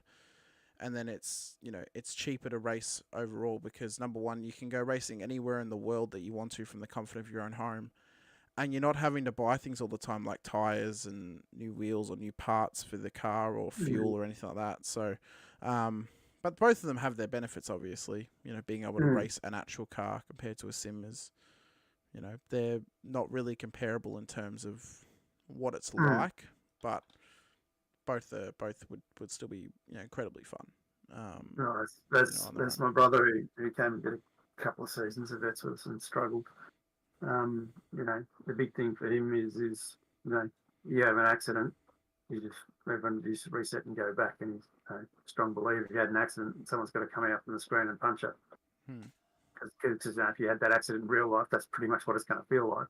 Yeah. And that would probably make people a bit more respectful how they go about it. Yeah. Sort of going back to real driving, if you put the car through someone else's car, it's going to cost you and it's going to hurt. Yeah. Where sort of sim racing, a lot of people take that as being the norm. Oh, we can do this. We'll just go back and start again. Yeah. So you kind of got to have that in the back of your mind. Well, I always do when I'm racing. Like, I know what it's like when someone wrecks my race. So I always work on the theory that I don't particularly want to wreck someone else's. Yeah, exactly. Unless it's someone that maybe previously ruined your race, just quietly wouldn't mind ruining their race. How dare they do that last time out? No, but there's one or two names in the black book. There's one or two, but I don't think I'd go to that extreme of saying, "Here you go, cop this." I made a comparison earlier today to one of my friends that sometimes some drivers, I don't know, some people may get this reference, but Steve Buscemi in Billy Madison, when he has his hit list, and they get off the rig and they go lay on the couch and cross the name off of who they don't want to have on the shit list anymore, and then get ready to shoot someone down with a rifle at another time. But they're and I guess it comes down to knowing those drivers to look out for again. Being cautious of those ones are going to cause accidents, and we're not going to just name names to name names, obviously, but people who've watched for a long time will know and will catch on to who are the ones that normally cause accidents across all three splits. So they're always things to be careful of across the whole board. So, but it's like you said, it's a major part of racecraft, and and if that the person coming up behind you is one of those people that are going to be impatient, they're going to stick it up the inside, they're going to have a crack, and they do stick it up the inside, and they do have a crack, and they do take you out. Well, then you kind of got to ask yourself, well, you knew that person was going to do that to me, so why did I let them? Yeah, where you could have, when they got up the inside, you just break that little bit harder, a little bit longer, and they slip through and you slip in behind, and everyone continues on their merry way. Yeah, I mean, unless you are literally leading a race and they are the last person, they're behind you and they're trying to go for a lead, I get it. Try and defend them and keep them behind you. But even in that situation, Hamish, you're only going to do that in the last 5 laps. Oh yeah. Yeah, it's not the last 5 laps. Even then, you're still going to hurt yourself by fighting them and over defending. And the next thing you're going to be doing is bringing everyone else back into that battle as well. Yeah, that's right. So working, smarter, not harder, or racing smarter instead of racing harder. And I guess it also, it's one of those things as well that we talk about coming up to Bathurst this weekend specifically. You're going to spend 6 hours in a car driving around the same track, being, considerate about how you're driving. That final half an hour to an hour after that is when you're able to push and when you're able to go, because you don't want to risk, you don't want to heighten your risks of incidents or heighten your risk of mistake halfway through the race. You just want to be able to make it to that last hour, that last stint. That's when the sprint happens, I'm going to steal a quote off a famous little German bloke that that we all know of, and it's you've got to buy a ticket to the last hour, and that is exactly what you have Oh, to it is. do. And even in a 200k race, you've got to buy a ticket to the last 5 laps. Oh, and going back to probably the most famous piece of content ever made around Bathurst was I always remember this. It was the Mark Larkham Bathurst 1000 intro. And the one line that he says that I always remember before I'm going to race at Bathurst is, if you are not sensible enough to take it easy into turn 1, 2 at the start of a 1,000-kilometer race, do not start the race. So Well, you need to be sensible. That's that same approach you've got to take in bets. Yeah. In any race you do. Yeah. You're not going to. Everyone will laugh at me, so just send it. I'll watch all the chat come in. You don't lick it and send it in turn 1, lap 1. You've got to get yourself through turn 1, lap 1. Get through turn 2. Let the pack settle into a single file, and then knuckle down and start going about your business. Am I going to look after the tyres? Am I looking after fuel? Or am I a little bit further back than I want to be? Do I need to start trying to push a little bit and see how I go? Or am I happy just to sit here in this group for a little bit and just wait till fuel burns off or tyres wear down, and then start thinking, well, okay, I've looked after my gear, now I can have a bit of a push. Yeah. The old saying, hammer time. When someone goes the undercut on Lewis, the call comes out, it's hammer time. And that's because that's time when you're going to make time and you're going to make places and you're going to make the most of the car doing what it's going to do. So that's where you've got to be thinking smarter and not driving harder. Like the V8 is such a tricky car once the tyres are cooked, and you just hurt yourself so much with cooked tyres. Yeah, and there's a portion of the stint as well where your tyres will start to go off. They'll feel like absolute crap. But if you wait a couple laps, they'll actually come back and they'll feel better than they ever have. And you'll have that for about 10 laps. But you need to be careful you don't push too hard in that moment when you think, oh, these tyres feel fantastic, I'm going to push. Because you'll get after 10 laps, they will feel like absolute dog shit. Like they will not be worth anything. So, that period of time is when you think, I can push a little bit, but you cannot push to the absolute max once those tyres feel like they're at optimum temperature, because after 10 laps or after 15 laps, they're going to feel like ice skates on a grass patch pretty much. Like, it's not going to work. No, that's comes back to that being smart. Yeah. And, like, I'm typical mate of something with hockey, something with cricket as well. Not the greatest sports person going around, but enjoying my sport. But could coach, could talk people through things, and and get results out of teams. But it's a thing that you've just got to be smarter. Same thing with talking about hockey. You can have a team that will run up and down, up and down, up and down. But if you're smart about how you move the ball around and you're smart about how you play the game, you use a lot less energy and you get a lot greater results. And it's the same thing with motorsport, or same with sim racing, particularly when you start talking endurance racing and the longer races, you just got to be there. You got to have yourself to be there towards the end, and a lot of times you might get lucky because a safety car will come out, somewhere close to the end, and all of a sudden you're definitely in the thick of it. But, you just got to be smart. Yeah. I mean, it's and then comes consistent and not fall off yourself, which a lot of us three boys do ourselves quite often. There's quite a few split 2 guys that do it too on a regular basis, but I mean, it's exactly right. You need to be intelligent with how you race and how you drive and how you protect and how you attack, and pick your moments, pick your battles. If there's one thing you're going to take from this show tonight, it is the words "pick your battles." And that's what people have got to do tomorrow for the Bathurst 1000 special event. It's what they've got to do next Thursday for the first round of season 17. And it's what they've got to do beyond that as well. In any race they do is pick your battles and be selective of when you're going to go for moves. Now, opportunities will come up some races on the first lap at the first corner, and you know what? Just take them because the opportunity's there. Someone's running wide, someone's gone deep on brakes. You're probably actually going to save yourself an incident if you just go for that move as it's now opened itself up. But don't try and create opportunities on the first, lap or two. There's no point. And again, it's picking your battles and being smart about it, and Mm. the first portion of a race is you just take advantage of what is put out in front of you. You don't try and make an advantage, Mm. So, Yeah.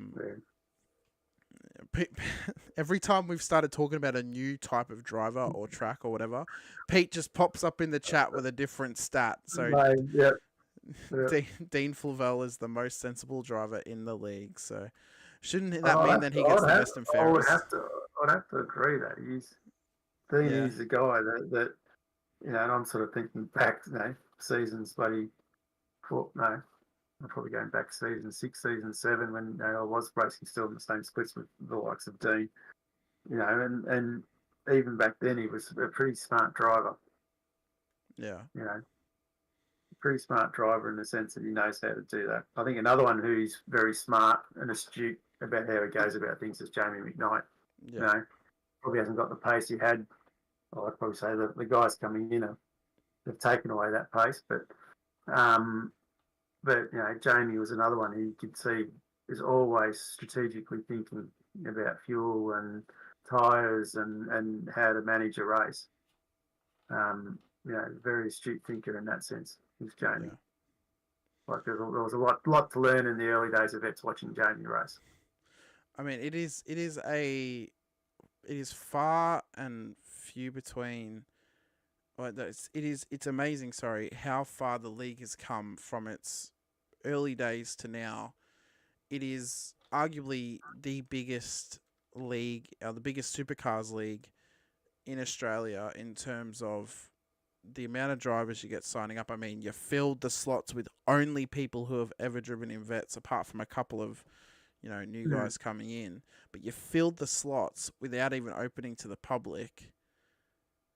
That is immense. I mean, you look at other leagues. I mean, SRW are probably the biggest league across the board. I mean, they don't just race supercars; they race other things like GR86s, Formula 3s, and they have big sponsors for each series. They're probably the biggest Australian league in terms of overall, being on Channel 31 and everything. And then you get to Scops, where Scops has actually started to die down over the last year or so in terms of its popularity or how many people actually show up to every race. They're still a massive league, but Vets, though, is just, it's on another level with how many people are in the league and how many people want to be involved. And I mean, it'll be interesting one day if we ever got a Vets split or league of people underneath the age of 40, if we called it like the V8 juniors or something, which people underneath the age of 40 are not necessarily juniors, they're still adults, but comparatively to the Vets. But it would be really interesting to see how popular that would be, or if it would benefit from staying as it is, just over 40s. I mean, I'm not saying get rid of the over 40s portion of the league. Keep vets as vets. But if they were to ever introduce a separate conglomerate league, I guess you could say, of under 40s. It would be fantastic to do because I think the way we run things around here is done very well. Yeah. But you then got to start thinking of the manpower and the capacity, of having that responsibility of running more again. Yeah. Like you sort of, put this one, like I know with the Pro Series how much is involved in running that, and I'm only one cog in that management group of that league, and I'm just a cog helping Luke with this league. We've got a pretty good active committee group now. Like I think Reg chucked up his first graphics for this season for Bathurst, and that was pretty sensational. And just having someone who's got time to do those sorts of things really makes a big difference. So it really is a great concept, but you really just need to make sure you've got the manpower that's working to do it. Like that's the only bit that concerns me. And even going to 4 splits, that we've got to have the other next RC team and have everyone else working through that, and then facilitating it all. It's something we're going to have to work out. Pete asking me how I find the time. That's exactly what I'm trying to say. We went and did, as Pete's just called it, V8 Pets. We went and did that. Yeah, it'd be definitely time consuming. Yeah, and that's the thing that we've really got to be dealing with. And being bigger is not like having something like that. It's not necessarily like it'd be a great idea, but then you go and run that, and then what if you're taking away from your senior vets, or not giving 100% in that, then you're not delivering the product you want to deliver. Where with Luke and myself and the boys in the committee and stuff, I think what we're really trying to do is make sure that vets is probably one, we're delivering a product that's good for everybody and everyone enjoys being part of. Two, keeping that community spirit that we've got with it, because that's really one of the backbones of it. You can go and race officials if you want to race with the young guys, or go and race East Coast and all those sorts of things. But we really want to try and keep that community and try and remember what vets is about. Yeah. And try and keep the focus a little bit in that area. There was someone else talking to us about potentially doing a GT series as well, which we haven't said no to, but we haven't said yes to, based on the same sort of thing, that we need to try and keep ourselves running in that sense of, what's it going to take away from what we're doing now, and what's it going to add. So it's always trying to weigh things up. And I know with the Australian Sim Racing Group, which is the group behind the Pro Series and stuff, we're talking about other things in that there of another league that potentially might be run, but we're trying to do that by finding the right people to bring in to do that without putting any more load on the management team. But then when you sort of start having more people, it gets harder to manage and harder to look after. Yeah. So yeah, it's a great concept, Hamish, don't get me wrong. I like where you're going with it. But yeah, I think they've got their own stuff that they can go and do, those young ones. They can go to East Coast, they can do SRW, they can go and do bloody stops. If they're good enough, go to the Pro Series. Yeah. So there's plenty of opportunities for them, but for us older buggers, we can't compete with those young fellas half the time in those leagues. Scotty Gamble gives them a good shake, so does Jamie McKnight at times, but those young blokes are aliens. Like I think last Tuesday night I was commentating Ryan Wood, Jared Philsell and Shane Van Gisbergen, and just those blokes are just freaking aliens the way they drive. Yeah. I mean, even look at Ty Delaney, 14 years old, and he's racing against, blokes that are in vets at the top level or in other leagues at the top level as well. I mean, it's insane. I mean, and his dad coming in this season to likely be in Split 1, so it's... I can tell you now, Old Fish will be in Split 1. Oh, yeah. Old Fish is definitely in Split 1.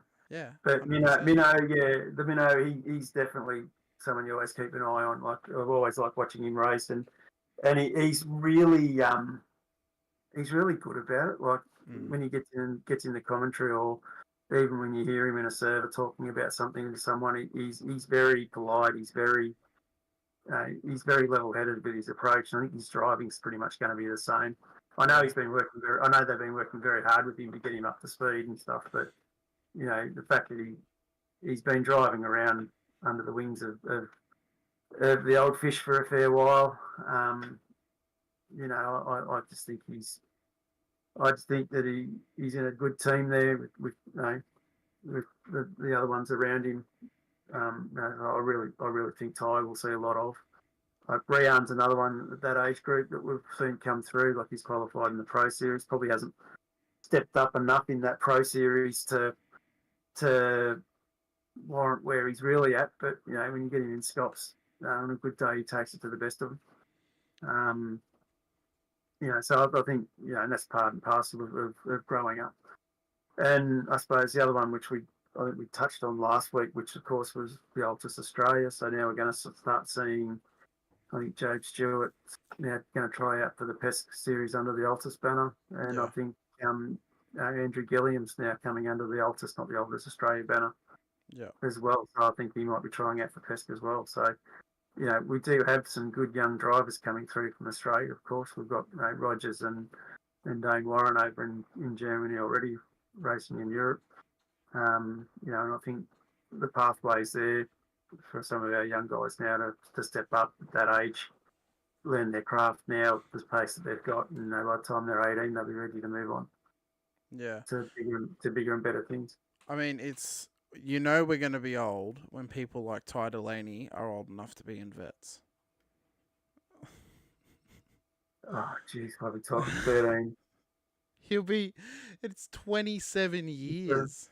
If I'm still racing in vets, if I'm still alive in 27 years, I'd be happy. Like, if by the time he's old enough for vets, I'll be 3 years younger. No, how old's my dad this year? He's 57. I'd be 77. Yeah, I'd be 53 or 52. So I'd be 5 years younger than my dad is now. Like, to be honest, I doubt vets is probably going to be around in 27 years or 26 years, if I'm honest. But and that's just through the natural progression of things. There might be something else that's around by that point, or whatever, or sim racing might not even be a thing. Then might be available for people just to go actual racing for a lot cheaper. Who knows? I mean, it's nearly 3 decades into the future, so it'd be interesting.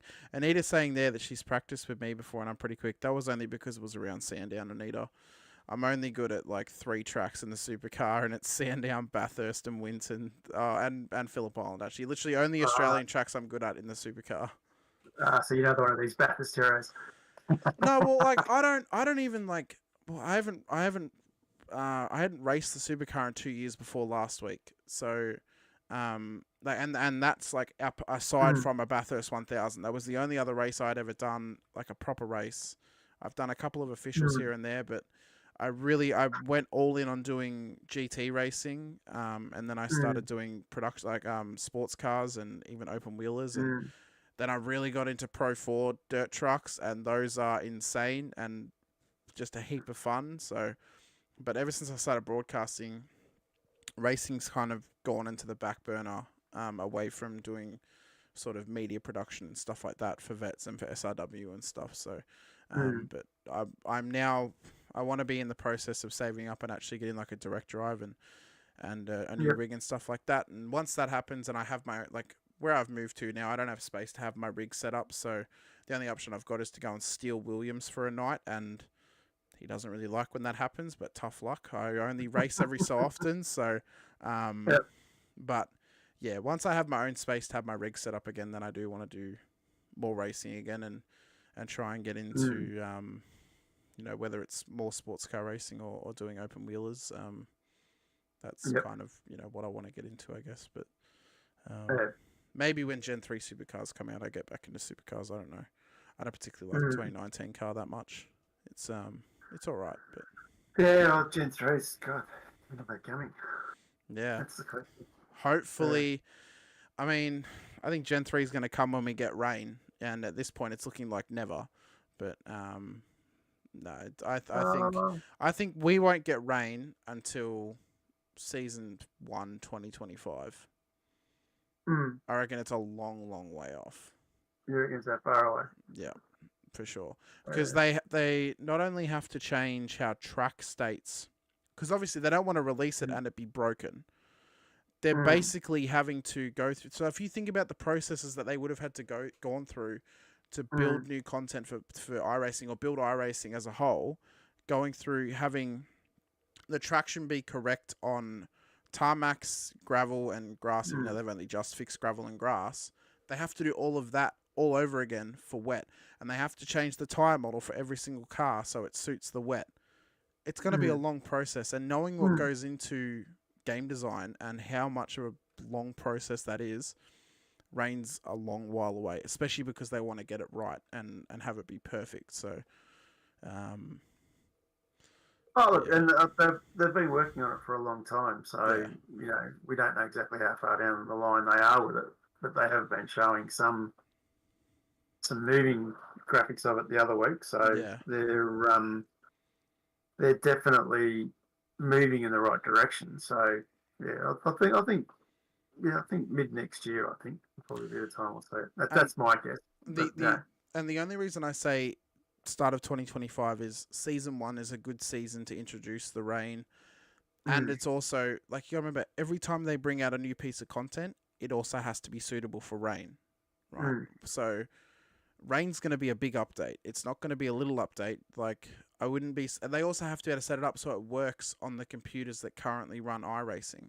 mm, mm. Otherwise, they're going to shut out a lot of their market if the people who have iRacing can't run rain Yeah, because then they can't run yeah, no, iRacing. exactly So right, exactly right, man. that's what's and don't be surprised when rain comes out if you get a whole season of just rain, like in the Mm, officials and stuff like that, because there will be. I reckon they're gonna have a new official series that's just gonna be rain, and they might yeah, change the car every week in the track. So, yeah. um, No, I wouldn't be surprised they just introduce it for one class to start off yeah, with as well. yeah, Yeah. yeah. 'Cause I think Actually, we had seen. I'm not sure what GT3 car, one of the Porsches. I think I was driving. And I've had the wipers come on, so they're already starting to put things in place like that. yeah, yeah. I think we could see, and it's not even just that as well. It's also dynamic weather. They need to be able to Mm. have it so then it actually starts raining, and it gets progressively worse, and then progressively better, and then like Well, there's so many the, moving parts. yeah, the video they had last time was basically the last video that they had showing was basically showing it's going to come through in cloud form. So at Yeah, the moment where we've got clouds blowing through, the cloud's going to blow through, dump a shower, and then blow away. yeah, Yeah, so I think they're going about it the right way with that. It's not just going to be okay. Now we're going to turn water on. Now we turn water off. yeah. And hopefully they'll go about it. The track's going to dry out, maybe show a dry line and all that sort of stuff as well. But they do it properly, that is. No, yeah. Yeah, And yeah. again, Yeah, that's we'll see. We'll see in time anyway. oh yeah, We'll for eventually. sure. And I Mm. think it's gonna be one of those. It's gonna be one of the biggest things to ever come to iRacing is the rain. And then when Gen 3 finally comes out as well, now we know that they have the models ready. They just need the data, and that's what they've been waiting on for so long is the data for those cars. One. Last I heard, they were waiting on the data from one of the manufacturers, not both. Yeah, So I think with the changes going on to the Mustang, I'd probably say it would be the Ford that they're waiting for final data on. yep, Some stories going around that the tyre model and the car engine dynamics are going to sort of be based off the GT3, but sort of with the fixed supercar style of engine and adjustments. So that's not going to have the bloody GT3 ABS and all that stuff. Won't have all that, but it'll have that in the engine turned off, in yep, the engine model, or in the game engine turned off. So it's going to be interesting just to see how it really goes and how it handles. Yeah, I don't know. I'm wait and see. No, yeah, it was all meant to happen in a hurry, because from the information we were being fed, they were going to run a Supercar E Series in 23. That was supposed to happen in in August. August. Yeah, Yeah, that was when it was planned to happen, and we were trying to work. We always had with the Pro Series, we were going to juggle the schedule around that. And then we were then hearing, oh no, it's going to happen towards the end of the year, and then now we've heard it's not happening at all this year. And they sort of turned it into quite gimmicky, the last one they ran anyway. So whether Supercars lost a taste for it or not, we don't know. Or whether they're going to bring it back yet, we don't know. I know the drivers would like to have the E Series because they love that involvement of being attached to a supercar team. But yeah, it'll be very interesting to see where it goes. To be honest. yeah. I think the best season of the E Series was honestly the first season, just based on the Mm, fact that they ran it as a proper race. They weren't doing anything stupid like having Daytona Oval or anything like that. Like, if they're going to bring the E Series back, just do it properly. Run it like a 10 round season, or just run it across run it across 10 rounds. Just do actual race circuits in the do touring car circuits. Maybe have one mm, that's a bit mm. different, but run it like actual races. Don't do ovals. Do road courses, and I think you know that would be. I think that would be good. Yeah, I think they went that way because the drivers were able to say, well, they don't have time to practice or do anything, and driving around an oval was easy. Yeah, But you know, the focus was on the crashes, it wasn't on the passes and the skill level. yeah. You know, and that sort of took away from it for me anyway, personally. Oh yeah, yeah. I think Uh, yeah. um, even if they'd done like 3 endurance races where real world drivers would you know Mm, team up with an actual sim racer, sim racer. you Yeah. know, and even if they did, I don't know, Phillip Island 500, Sandown 500, Bathurst 500, you know, Mm, if you did that every 2 weeks, you'd get phenomenal numbers, mm, you know. yeah. No, and the sim drivers that were involved in that, most of them have done really well and either made long term friends out of it or some of them even gone on to work in the industry. Like Well, Jake Burton works for Brad Jones. You got Andrew Gilliam's working for Dick Johnson, I believe, at the moment. So these guys have gone on to be data technicians for those teams. yeah. I mean, even guys like Jared Filsell. I'm not Mm. sure if Madison Down ever did the E series, but Yeah, Madison he did. Down. Yeah. Even if Sebastian Flock did it or something like that, these big Mm. names in terms of Australian iRacing, it's great Mm. exposure for them. And it's Mm. they're becoming household names in terms of sim racing in Australia. Um, you Mm. know, So you look at the fact that Dane Warren won that series twice. Before he went off overseas. I think the first season of that series we had Josh Rogers in it.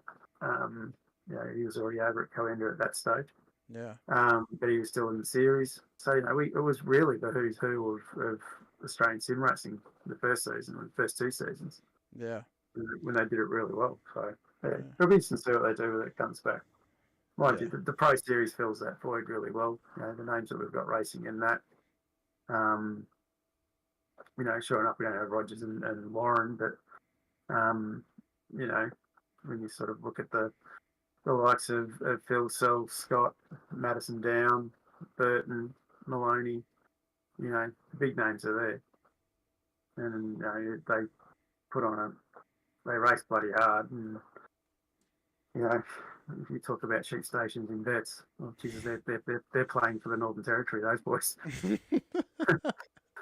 um, yeah, like I sort of spend sitting in, I sort of do the administrative side, sort of overseeing race control and overseeing the stewards on race night and overseeing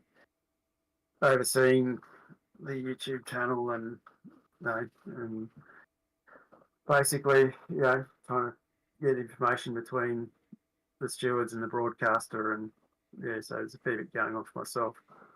But to sit there and watch the work that goes on in the stewards team and even with the safety car, and unfortunately, I wouldn't say unfortunately, but like at Sandown, I was the driver in the safety car, yeah, and I will be at Bathurst. um, yeah, it's a good big learning experience, and yeah, I'd highly recommend people getting involved on the other side of the fence from time to time to have a look what goes on. Like I think Reg Jones is a classic example. Had a slight mishap with a box in his foot, and the box won. So poor old Reg has been in a moon boot for 6 weeks, and I think he jumped in and helped out in a bit of race control where he could this season. And I think he's been helping out in East Coast as well, just to have a bit of a look and see what goes on the other side of the fence. yeah, Um, you know, and you know, and it's one of the things that with vets and with sim racing, you've really got to be in that situation where you give a little bit back. yeah. Yeah, Jimmy's saying there we should change the names of Split 1, 2, and 3 to Pro Split, Split 1 and 2. Nah, just leave them as Split 1 and 2, 1, 2, and 3 at the moment. The Pro Split name would only come in if we were to introduce Pro Split as an official thing. No, I think I reckon it should be Aliens. Aliens. Area 51 Split, and then Split 2 and 3. Yeah, Yeah. Split 2, and then the Gentleman Driver Split Yep. 3. Yeah, just call it. I can't call it Gentleman's Drivers because we've got Nah, Guy and just call it Area 51 Split, Split 2, and then Sunday Drive Split for Split 3. Yeah. Look, I think it's going to be a cracking season. Oh, that's my sure. that's my gut with this season coming. I think we saw last season Split 1. We had some interesting results. Like, don't forget, John Latham got 10 penalty points post race, which made Dan win his first race, which was great. Great to see that happen. Not great to see John get 10 points, but it was great to see a fresh name on the grid get up on top. And I think we saw one or two fresh names in Split 3 win some races as well. And I think Split 2, you had, like you kept saying, Rick dominated most of them, but you still had a few different names get up there as well, which was good. Yeah. And like the competitiveness of this place is just phenomenal. Yeah, I mean, the races, I mean, you mentioned Rick. The races Rick didn't win, they were phenomenal battles for those wins. I mean, it was, apart from I think he won 4 in a row. He won 5 total.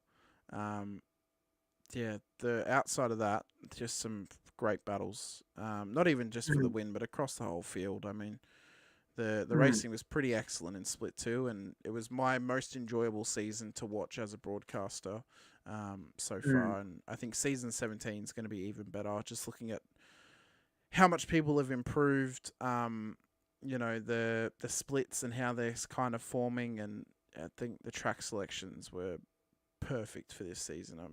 There's only one track I would change, and it's literally just because we'd had it last season, and that being Jerez. But apart from that, I think it's really shaping up to be one of the best seasons ever, in my opinion. I would have to agree with that. And like, of course, talking about the broadcasts, we've got Split 1 live on the night. The SimSpeed boys are back. I know Jay Kennedy absolutely loves his vets racing and pushes SimSpeed very heavily in that direction. Scotty Rankin, he's a quality top commentator along with Daniel Yeaman. I know Daniel, when he was with his Drop Bear Motorsport, when Corey McFarlane was racing Blake Warboys in Dev of all places, I think it was. Daniel was doing the Drop Bear shoutcast, I think he called it. And that, watching him do that gave me enough confidence to broadcast East Coast, believe it or not.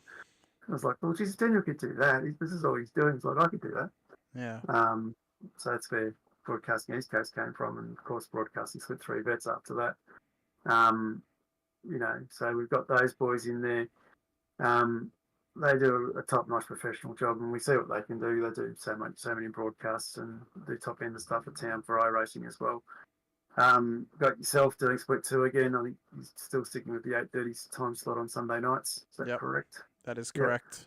And you do a fantastic job with the Split 2 boys.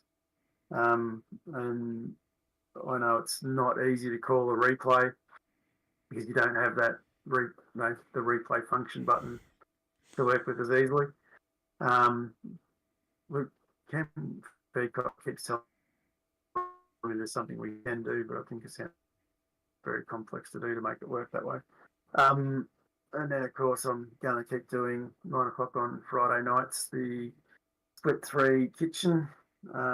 We'll be looking forward to our splits being determined so I can get my team back together. I think when he's available, I'll have Scotty Gamble back in. Scotty absolutely loved it last season, and he wants to get into doing more broadcasting because he enjoyed it.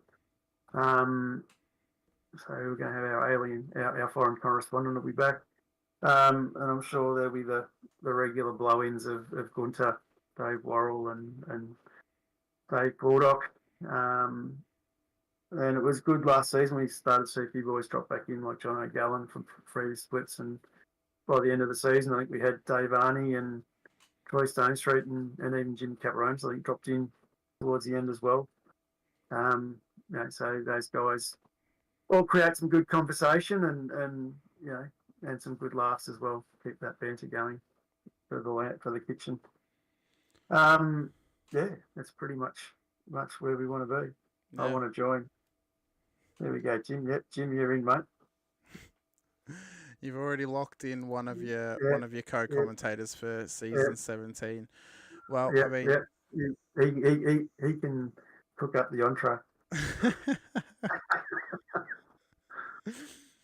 Oh, brilliant! Well, it's been great to have you here again, John. I mean, it's been a great episode. Great chat as well. I mean, as you mentioned, you just really brought us to a nice close there on what the actual schedule looks like for broadcasts, as well as on the Saturdays we'll be having Beyond the Apex. So starting next week and then into the foreseeable future, 8:30 p.m. Saturday evenings will be where Beyond the Apex sits. We'll go back to the regular time slot of the Split 3 Kitchen on Friday nights with John, Scott, and the rest of the gang hanging out, chatting shit whilst crashes and some phenomenal viewing happens. I was going to say abysmal driving, but honestly, there's actually some great driving in Split 3, so it's actually quite enjoyable to watch. And I've really grown to appreciate Split 3, especially over the last season. It's a fun time on a Friday night to watch that happen. So, but yeah, so a massive thank you as well to all of the vet sponsors, Logitech G, Player One Sim Gear, Parramatta Isuzu Ute, and Nova Sim Sports. Thank you as well to you, John, for coming to chat to me once again. I know I said last week I was going to get Scott Rankin in this week, but then I found out actually today that he is not available on Friday nights unless it's after 10 o'clock. So I said to him, well, I'll talk to you next week, then you can come in on Saturday. And he's like, yep, that should work. So there's also conversations of, interviewing a couple of people. I've already spoken to Luke. He wants to have a chat to me at some point, but that'll be a pre-recorded interview, and that would then just be either played during the broadcast or something like that. There's whispers of, we mentioned his name, there's whispers of maybe Madison Down. I need to organise that, see if it's an option for it to happen. I'd love for it to happen. I'm just going to call it out now. Madison Down, come and have a chat to me on Beyond the Apex, and we'll chat sim racing. While we're calling out names, Scott Gamble as well. I know I said I'd message you last week. I've been busy. So, you know what, Scott? I'll message you at some point in the future. We'll see what we can do, see if we can get you in here to have a chat to me on a Saturday night. But yeah, it's been great to talk to you tonight, John, as I said. Thank you for being here once again. Thank you for showing everyone at home what 2 cameras look like on screen for a podcast. I really appreciate it. And yeah, it's been really good, and I look forward to next week. But and I look forward to the season starting and seeing where all of the splits end up. So thanks for being here once again. No worries, Hamish, and thank you too, mate. You're doing a fantastic job with the podcast and your broadcasting and promoting the league, mate. It's been awesome. Very good, mate. Well, thank you. Well, just quickly, just hang out in here because otherwise it's going to ruin all my cameras. But I'll do our outro, then I'll have a little chat to John after the show, just so I'm not loving and leaving him like an absolute turd. Unless he wants to just love and leave me, then we'll find out. I'll know, but they won't. It'll all be talks and whispers of, oh, Jon Van Ree doesn't care about who he talks to, but no. So thanks for chatting to me once again, John, and good luck for the rest of the season, of course. But I'll pull up my other screen now. So thank you all for watching once again this week, ladies and gentlemen, for Beyond the Apex. It is on Spotify now. Episode 1 is on Spotify. You can go check it out. It will be linked in the description going forward. I forgot to do it this week, of course, but it will be linked in the description. You can also find it posted on the Vets Facebook page and also in the Vets Discord at the broadcast info section of the Vets Discord as well. The second episode will be going up this weekend to early next week. That's where you can get the audio version, so you can listen to it anywhere you damn well please. But thank you all for being here once again. Thank you all for chatting to me. Really, really appreciate it. And we'll see you next time as we curve around corners, drive down straights, and go beyond the apex of the V8 veterans here, and of course for iRacing. Thanks for being here.